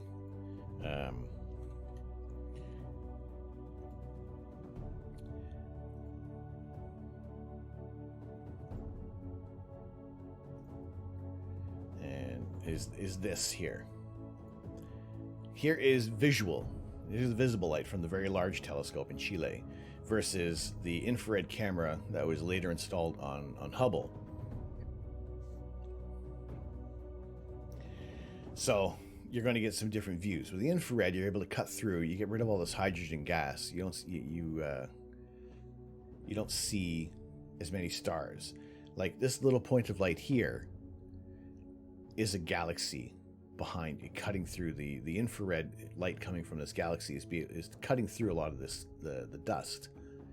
So we're able to resolve that, as well as any other faint fuzzy within these images, where you can get more galaxies that you're going to see versus a lot of your light being obscured by the hydrogen alpha gas. So when we get images from Webb, they're not going to look as traditional as our visible images that we get from ground base or Hubble or the majority of Hubble's images. Imagine being the engineer in CAD. The individual parts are likely super complex, but again, they also have to work without fail. And so far, Webb has operated without fail, and we are about 13% of the way. 13% left in the journey towards the L2 Lagrange point. Hubble's mirror is a more traditional glass type, and glass is heavy, which is why when we were looking at when we want some refractor telescopes, they are immensely more expensive because of the glass, and there's only so large you can start to go with a refractor telescope that you have to switch over to mirrors to get some larger apertures with your scopes, which is, depending on the type of scope that you're using, you're going to get diffraction spikes like Hubble did, versus other telescopes which don't require the spider vanes to hold that secondary mirror in place, so you lose the diffraction spikes, which can either add or detract to the image depending on how it's processed. Imagine if they see objects that are unknown emitting only infrared, like theorized empty space objects like stars you wouldn't normally see. Well, that's the other thing. You see like the Coalsack Nebula, where or Barnard 33, where you get this. Sometimes you get this image that shows up making the rounds on Facebook or Reddit every now and then, claiming that this void in space emits no radiation. Scientists have no idea what is in this space, and really it is just that it's a dark, dense molecular cloud of dust that's obscuring the visible light. As soon as you switch over to an infrared cam, all these stars are resolved behind that are coming through the gas. So that is the great benefit of what Webb is all about, to see these other objects that have been obscured by the darker dust lanes in our own galaxy, to see find other galaxies that are billions of light years away. You're looking today at images from old ESA Herschel Space Telescope to get a feel for what we might see in infrared. Not as quite as alien as you might think. Well, even my brother was mentioning to me last week. He was asking about this, about Webb's infrared images. He's like, is it just going to be data? Is it just going to be ones and zeros that will be created into someone visualizing the data? I was like, no, it's going to be images. We're still going to see. We're still going to see stars in the image. We're still going to see details. But it's just going to be a little bit, like you said, it's not quite what we're used to seeing. It's still, you still see the shape of the horse head. All the shapes, resemble what we're used to. It just looks a little different. You cut out a lot of that red hydrogen, and you're left with that infrared imaging. So it's also in an attempt to kind of celebrate what's going on with the Webb, because the camera that I have doesn't have a infrared cutoff. It is still vulnerable to the infrared spectrum. Is we want to cut out all the visible light and try to get our own. It's going to be a little difficult. I don't think it's going to be like the greatest results. However, if we can try it, if we can do that, then I think that is going to be something very interesting to try to do here with our scopes on stream and take a look at objects in the infrared, like being able to look at the Orion Nebula and see something a little different in that area. I think it's probably still going to be best to use as to try to get as big of an aperture as possible, but also have as much of a a low focal ratio as possible as well, because there's basically no visible light coming through. We're only detecting the infrared signal coming to the sensor, which is going to make a lot of traditional things difficult, especially when it comes to focusing and plate solving. But I think it's something that's worth a shot to try and do something interesting like that. I will be speaking with Steve from Ontario Telescope and Accessories in the coming days, to be able to see if they have some IR pass filters, so that we can utilize that, but also get a broadband filter that is just cutting out the UV in the infrared, so we can get a pure broadband signal as possible. By the way, Herschel was no slouch, a 3.5 meter mirror. Problem is the liquid helium coolant limited mission to 3 years. Well, that's it. You get the make that the equivalent of a star that goes supernova, that lives hundreds of thousands, only about 100,000 years versus billions of years, burning through that fuel to create something spectacular. Same thing with Webb. I mean, a lot of people were very disappointed to hear that its original mission was only going to be 10 years, and then thinking that that was passable was going to be 5 years. But then a little bit more of optimism, as its mission has been extended beyond the 10 years because of the fuel that was saved from the efficiency of the Ariane 5 rocket and its orbital insertion. So yeah, to be able to check that out to hear that news, knowing that there's going to be more time available with Webb, and that it's not going to be such a short-lived mission.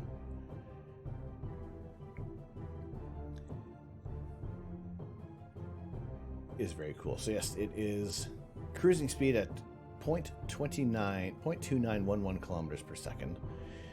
Just it's going a lot slower than it originally was. However, it does need to get into that L2 Lagrange point. We are 87% of the way there.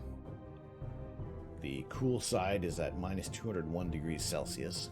They're aiming for about minus 268 degrees Celsius, just about 7 Kelvin.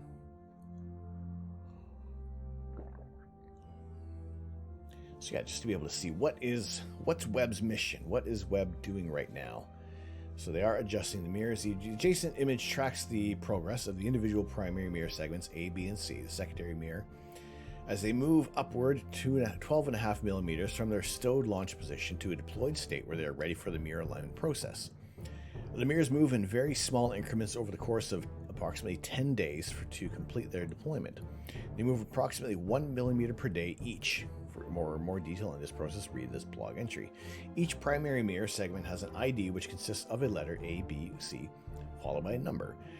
The letter denotes 3 different prescriptions for each group of the primary mirror segments. Note segment A3 and A6 will be moved separately at the end of the process because of their position sensors are read out in a different way. JWST uses a different cooling method, so the limiting factor is fuel to hold station instead of coolant. But then JWST doesn't do the far infrared like Herschel either.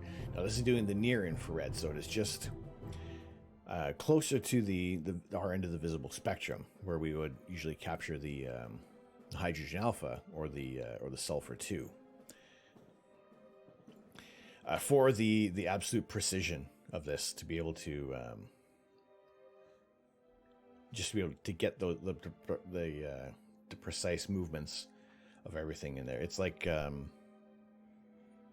with a telescope, how there is there are the 2 speeds. There's the 1-to-1 focus, and then there's like the 10-to-1, where you're getting that fine focus where you just need a little bit of movement to get in there, because everything needs to be so precise. If it is doing like some broad movements, I mean, there's just too much opportunity for anything to slip out, or you want to have that as fine of a movement as possible. And especially because of the infrared wavelengths are much longer, but it is only specific to the infrared, or the near and mid. So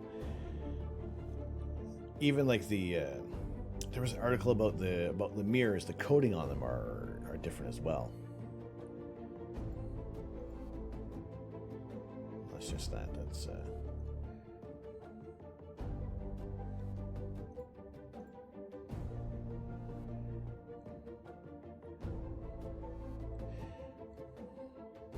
So I think I showed this this video last another stream, and I got dinged for the music on this one. So I'm basically muting every YouTube video now. Even some of our background music that I have that is Creative Commons, I still get dinged for it every now and then.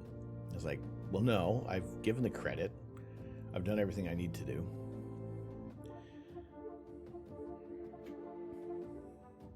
I just figured it had precise preset measurements that were mirrors needed to be. They would just snap in there. So this is because everything is folded the way how it all had to fold in the Ariane 5. There was obviously these little movements that needed to be done, so I could actually create that concave mirror. For fractional wavelength accuracy, it isn't trying to do on-the-fly adaptive optics like ground-based scopes that have under our moving atmosphere.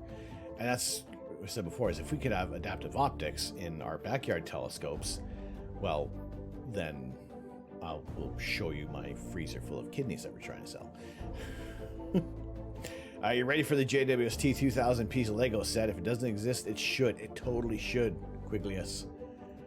It totally should. It is actually in a review stage now. It is it is past the stage of the 10,000 supporters. Now Lego is reviewing JWST, as well as the Orrery, as well as the Soyuz and the SR-71. Like, could this not be like the best year ever for Lego? But I think this one is. This is almost. It's like this should be a set so much.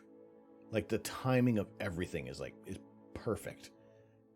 The excitement is there for James Webb. The model that was it Tony is my uncle. He's not. Who built this set is getting some amazing feedback on social media about this. And again, yeah, it is a very important set.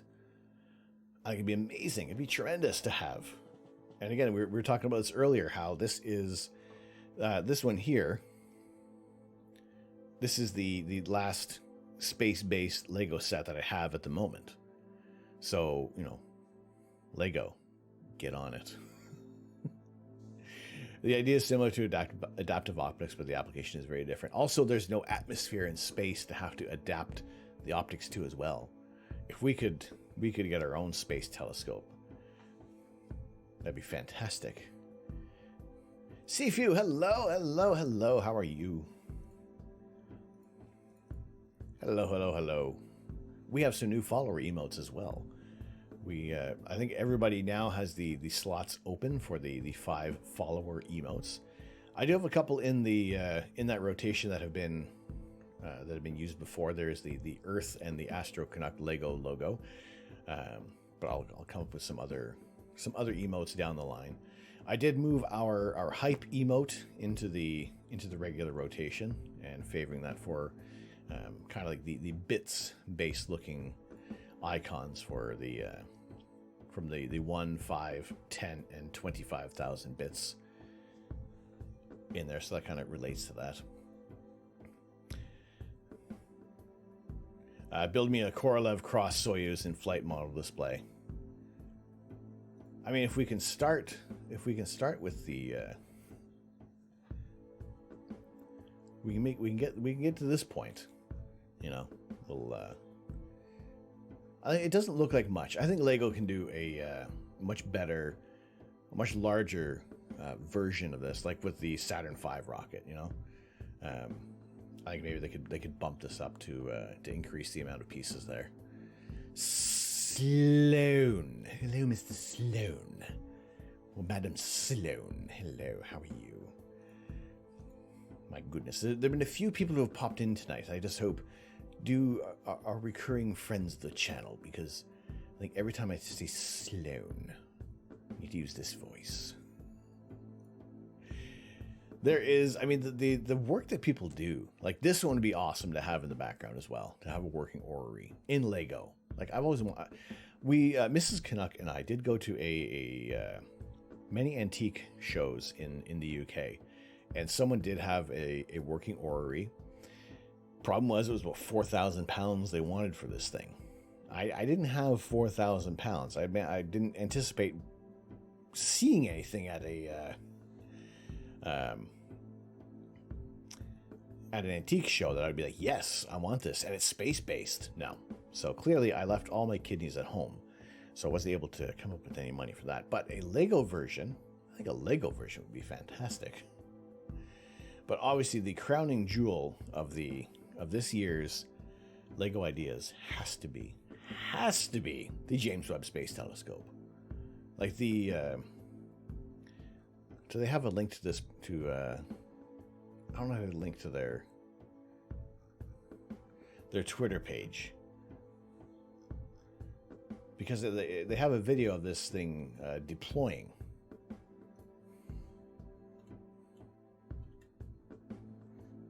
There you go, Lego JWST.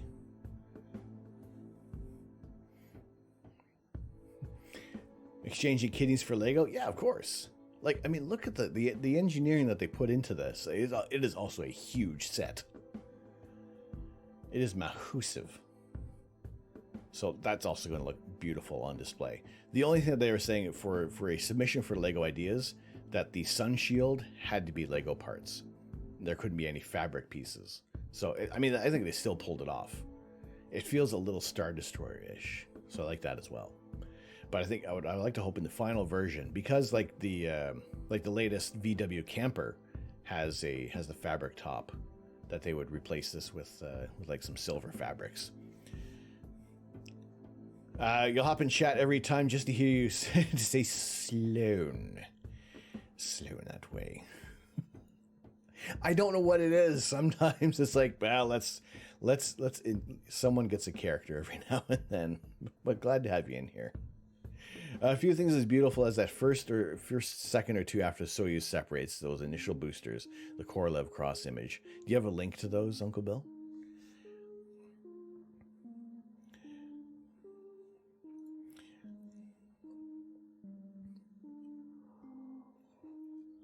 Shield needs to be reflective, though, 100%. I think they could do it. I think they'll do it.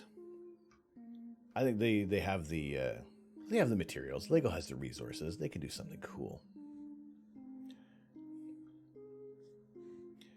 But yes, it would be fantastic to have the set.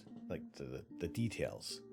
It's fantastic. So yeah, definitely following all the updates from Lego JWST.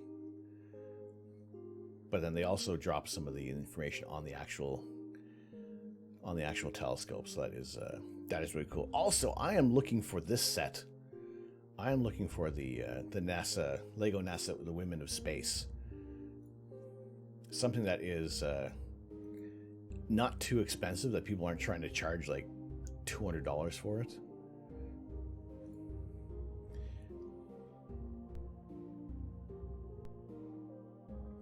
How could we get the Lego set to do that?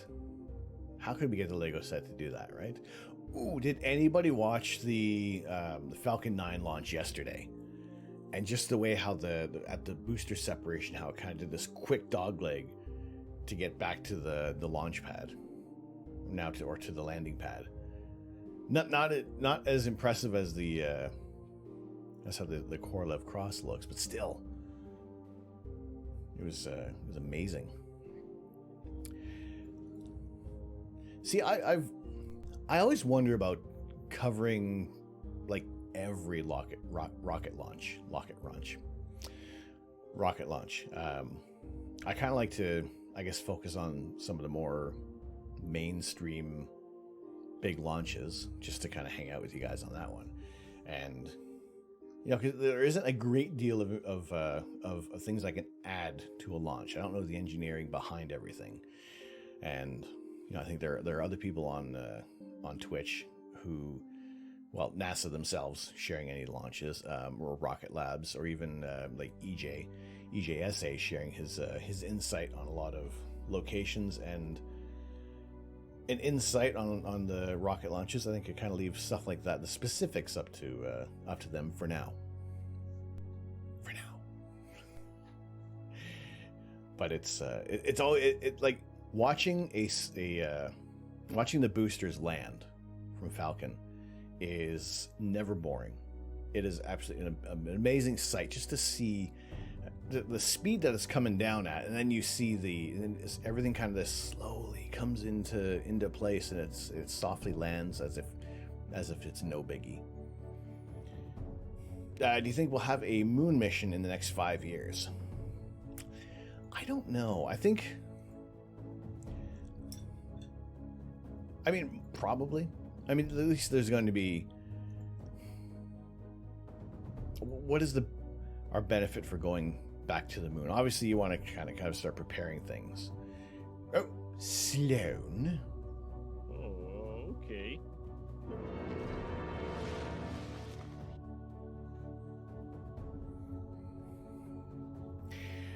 Sloan, thank you very much for the lurk. Enjoy your time in the beard. It's warm, and it smells nice, too.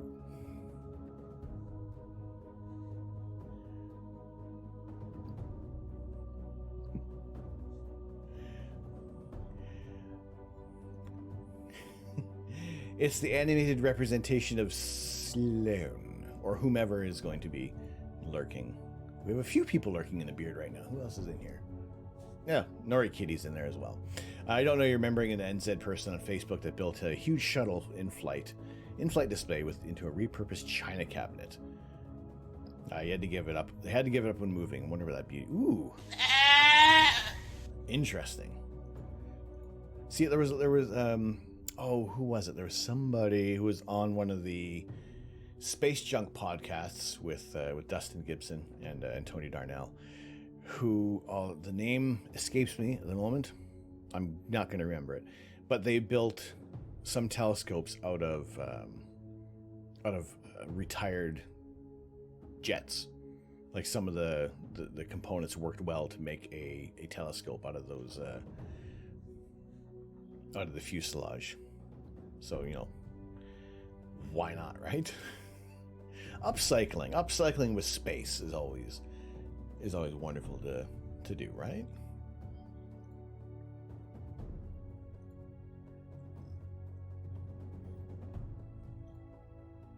Yes.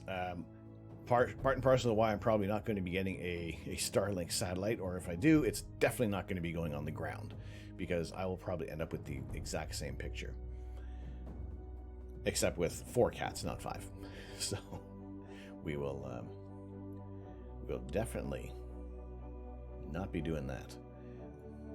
However, let's see what is our weather doing for tomorrow. Tomorrow night, we will probably be starting the stream at about 10 o'clock. Maybe 8. Maybe 8 o'clock. We have potentially about maybe 6-7 hours of clear skies for tomorrow night, and then a few hours of a dark sky on Sunday evening.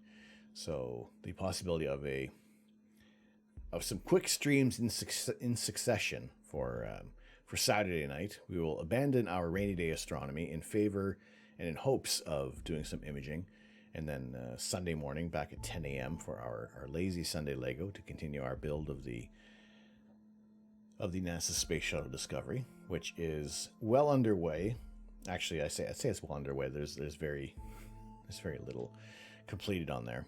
Although, funny enough, this base actually took quite a while to construct. It's a little more hefty than the base for the Hubble telescope. But yeah, this is going to be a very, very, very cool design, especially with all the little working parts in here. Like even the landing gear, like that's so cool. I love that. Like that's like already my favorite part of this whole build, right next to the shock absorbers. So we will continue that. This is really an artwork, like something like cotton balls lit with internal LEDs. I think they also included digital sound filing to it. Also, ooh, I think I've seen something like that. It was one of there was not a Lego model, but yeah, even I've seen some people do that with storm clouds. You know, that's kind of a cool. That's a very cool set, or a cool piece of artwork. Yes, we are building the space shuttle. We're about this far into the build for the Space Shuttle Discovery, and also because it comes with the Hubble Space Telescope, obviously had to get it. It was retired. It was retired on March 9th, 2011. March 9th being somebody's birthday. Somebody. Not going to say who. Maybe mine. So even then, that connection there. Let's retire a space shuttle on my birthday. The cotton for the dirty SRB exhaust. Yes. It's very cool. Very cool. So yes, we'll be continuing this build on Sunday morning. It is a sizable, like even the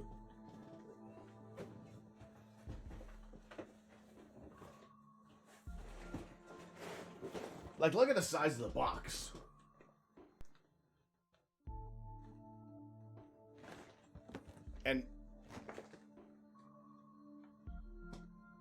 And Hubble, try to do like the WrestleMania point here to Hubble. There we go. Fits inside. So, there. And it has a Canadarm. How can you go wrong with that? That's going to be so cool. So that is going to be built over several streams. This is not a single sitting. We have had one of the friends of the channel, Galars the Cat. He built it in one single stream. 13 hours it took him to build. It's probably going to take me a lot longer because I like to talk, and I can't always talk and build at the same time. Not on YouTube today.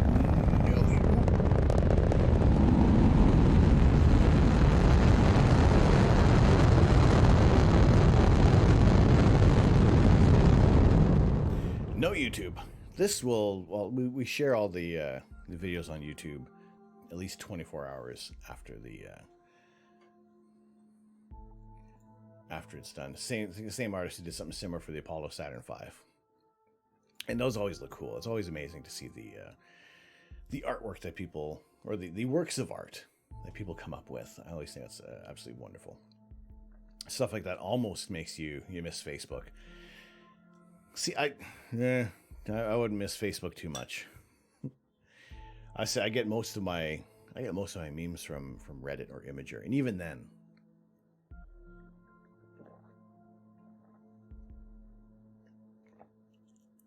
And even then, it doesn't always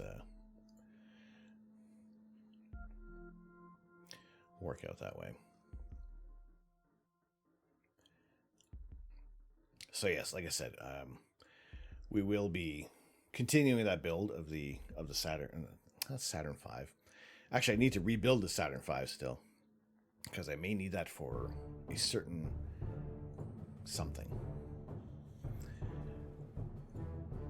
So we did have the beginnings of our hype train revealed earlier tonight, and it's still in the early works. So I was kind of hoping to have a little more ready, but there's a lot more that goes into it than I thought.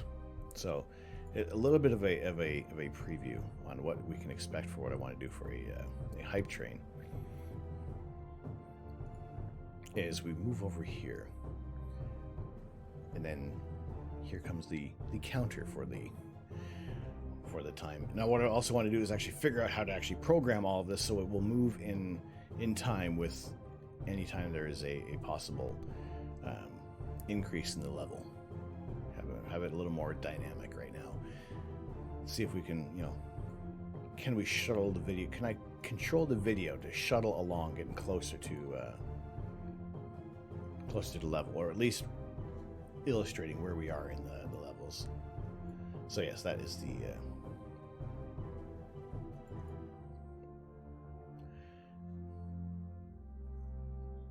the little bit of things that I've been working on for the streams. Kind of make things a little more interesting, make things a little more entertaining as much as I can. Always try to change at least a few things here and there every week, and try to balance things up between what we do here on Twitch and what we're trying to still getting going with our Etsy business with Mrs. Canuck, and just trying to better my education as well while I'm easily able to do things without doing like a 9 to 5 every day. So Facebook is where you met Thomas Pickett and 100 other names in astronomy and spaceflight. I think there have been some great communities that have been built on some Facebook pages, but again, it's always, there's more people out there that we still haven't met yet that are doing some amazing things. So the fact that I've been seeing more people sharing astrophotography on Twitch is amazing. So it's not just, it's not just like myself, and it's not just Econ Greg. There's SimView, there's Astro Caleb, there's Astro Jav. More people from around the world sharing these. It's CD here. Speaking of Caleb.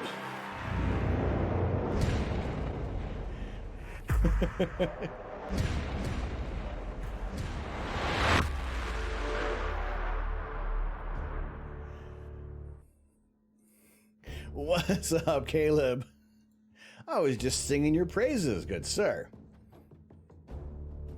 How are you? How are things? What were you up to? What's Detroit Become Human? That was like that was perfect timing. But yes, good to see you again, my friend. Yes, how were your skies right now in the southern hemisphere? You are, unless you got a solar scope handy. Detroit is fun. I gotta say, there have been some areas of Detroit that I've been to, and rest assured, they were not fun. The skies suck. Oh no, you have a solar. Well, get on it. I was just saying, there's more people sharing astronomy on Twitch as of late. Yes, this is my little slice of heaven. Sky sucks, so you know. Exactly.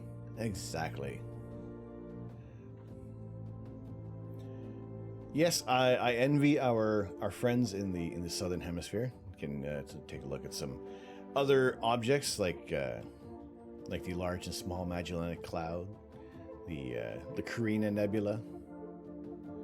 It is it's always fantastic to see so many wonderful targets. But also go check out Astro Caleb on the Twitch.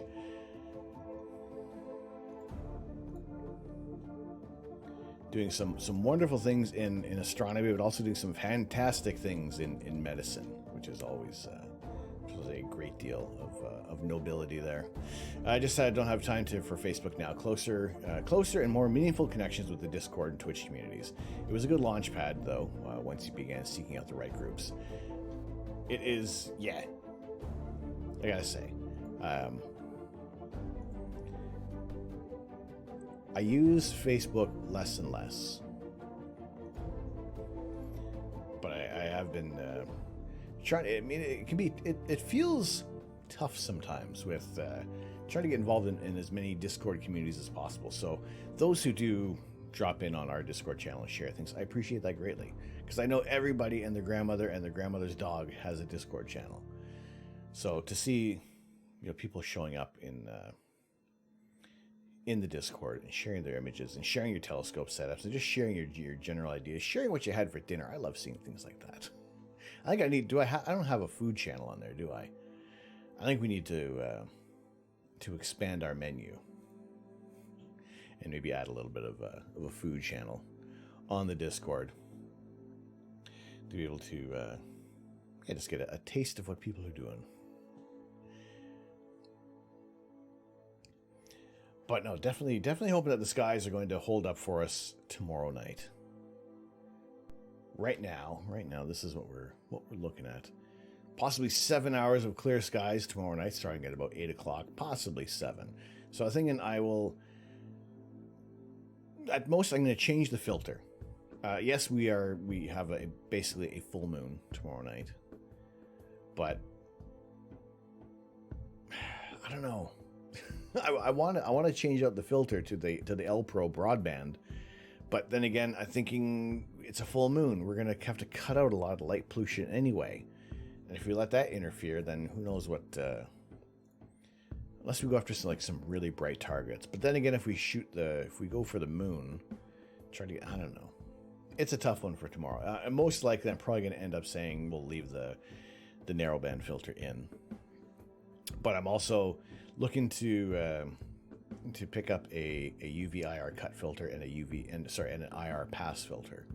So I'll be talking with Steve from Ontario Telescope and Accessories later next week, because he did ask me to join him on one of his podcasts, which I happily obliged to, because there's a wonderful community and everything that Steve and his store have built, and yeah, just to be able to chat with someone new about astrophotography, get some different insight on there. I know there's tons of things that we like to complain about for astrophotography, and what I also want to do is celebrate everything that is amazing with astro imaging.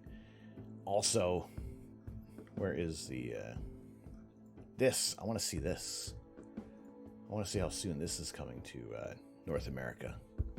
How short supply is this going to be for Star Adventure GTI?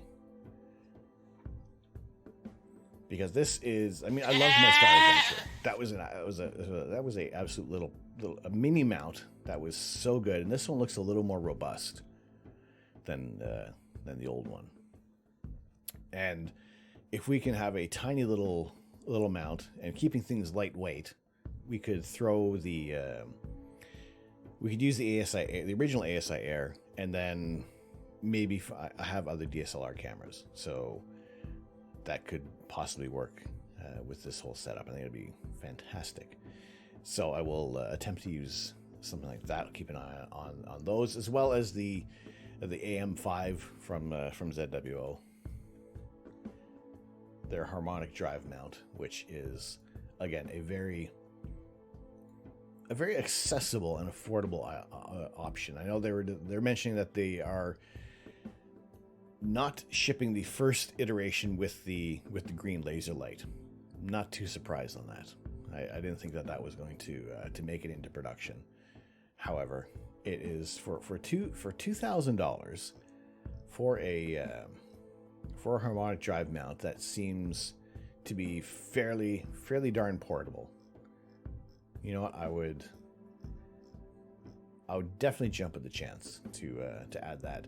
The only thing about adding a second mount to the whole collection is that there needs to be a second camera. There needs to be a second guide scope. It is going to be more than just the. It's going to be more than just the mount itself.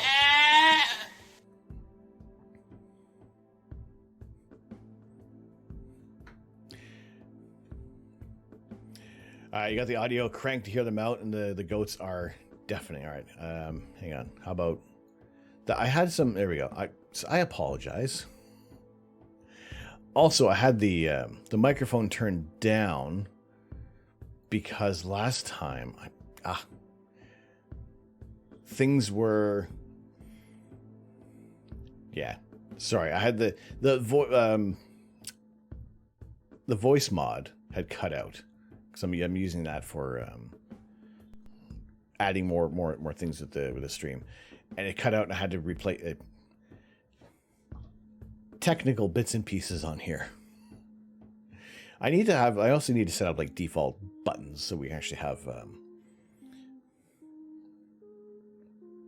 like go back to the defaults. I think there's some changes that are coming up. Please turn me up, or please turn the goats up. We have some of the goats are pretty loud now. Some of the goats are obnoxious. Maybe a little too obnoxious. I'll have to adjust those. He's like, "Ears were getting worse." Oh no. Oh no. Sorry, I apologize. That last time the stream, I made sure to restart the computer because voice mod for some reason cut out, and I was like muted for the first minute of the stream last time.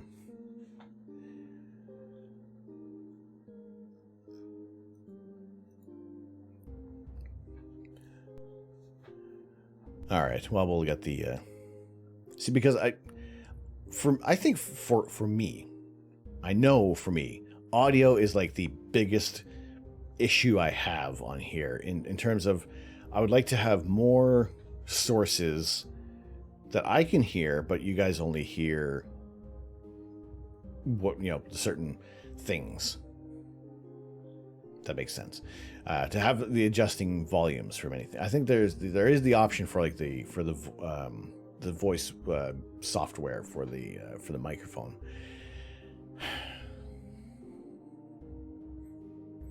But it's getting all those changed over. It's getting all of that information moved around, which there are some days I'm thinking I just need to like start fresh with OBS after compounding everything that I've learned over the past year and a bit. But then again, there's like so much thing I'm going to forget. I'm going to lose out on things. So the first thing is to get everything ported over to StreamerBot, so that when there was the earlier tonight when none of the bits reactions were happening, and none of the follower emotes or not, and the follower notifications, something for the subscriptions weren't triggering because something was up with Stream Elements. So those things that were on that platform weren't triggering right away. Some suspicion that Twitch ingest servers play with levels and are consistent as well. This makes a variable experience for the viewers, even if nothing changes in your setup day to day. I feel like sometimes there are like things levels don't always sound the same all the time. There are some streams I go into and they are wildly all over the place. So maybe it is not Twitch being Twitch, but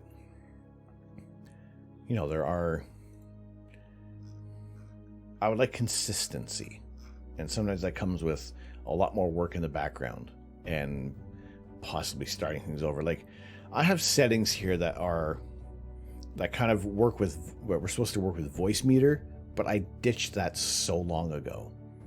But I haven't switched. Like my audio, my desktop audio, and the microphone are kind of tied into that right now, which I feel like there are things I need to change on there. So again, it's the there's a lot of variables in here that also, like, things are piling up as well. Trying to be as efficient as possible. We'll get there. We'll get there. This is a marathon. We are not sprinting to any certain goal, by no means, but it is always evolving, ever changing.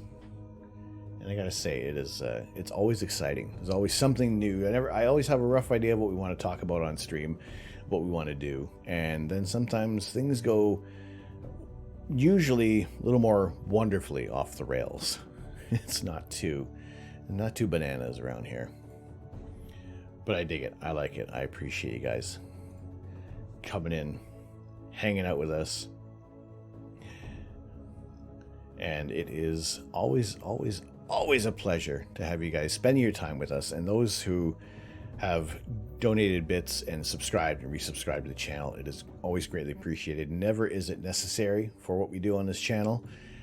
When we do, I mean, everything goes back into upkeep of the stream, astronomy equipment, and now we're kind of budgeting toward Lego sets, and just keeping it's the overall entertainment of what we do on this stream. I always like to take as many images of outer space as possible whenever I can. You know, it is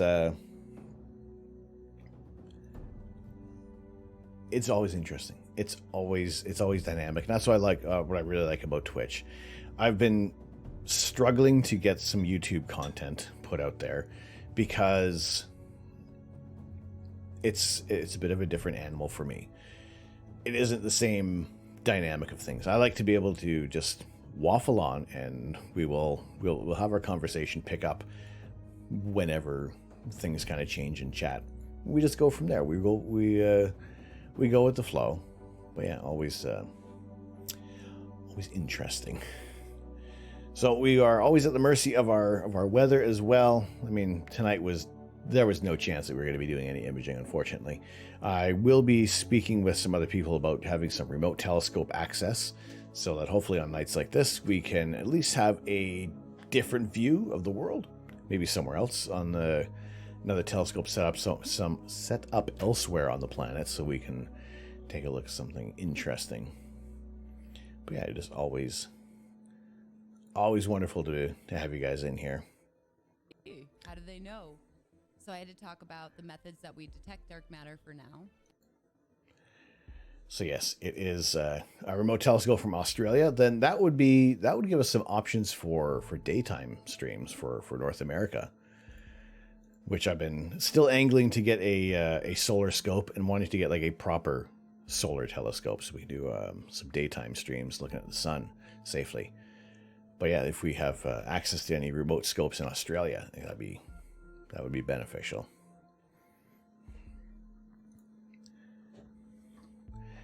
So what we're going to do, what is beneficial, is we're going to keep the science rolling tonight. And what I'm going to do, I'm going to send you guys over to Skylius. I want to thank you guys so much for hanging out tonight, spending time with us. And again, that is the most valuable commodity that you guys can be donating. Use your time. Spending time in the stream, even if you are doing a professional lurk, it is always greatly appreciated. We do have updates that go out on Twitter and Discord. I recently put out the last update to the Pleiades on Instagram until we get some more broadband data to actually get more detail in that image.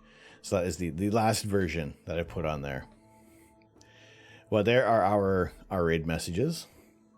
I appreciate if you guys want to copy that in there. We're going to send you guys over to Skylius, keeping the science going.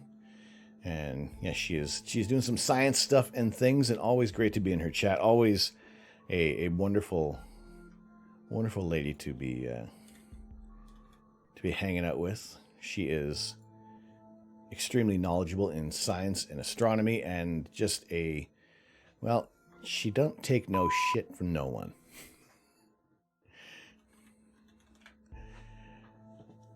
Old Neener, good night to you as well. Some chance of snow mixing with the Georgia rain Saturday night. Half of the local news as weather awareness notices. Rut-row. Rut-row. All right, see where you're going to go. No worries. Thank you so much. Thank you so much for hanging out. Have a good day for our friends down under.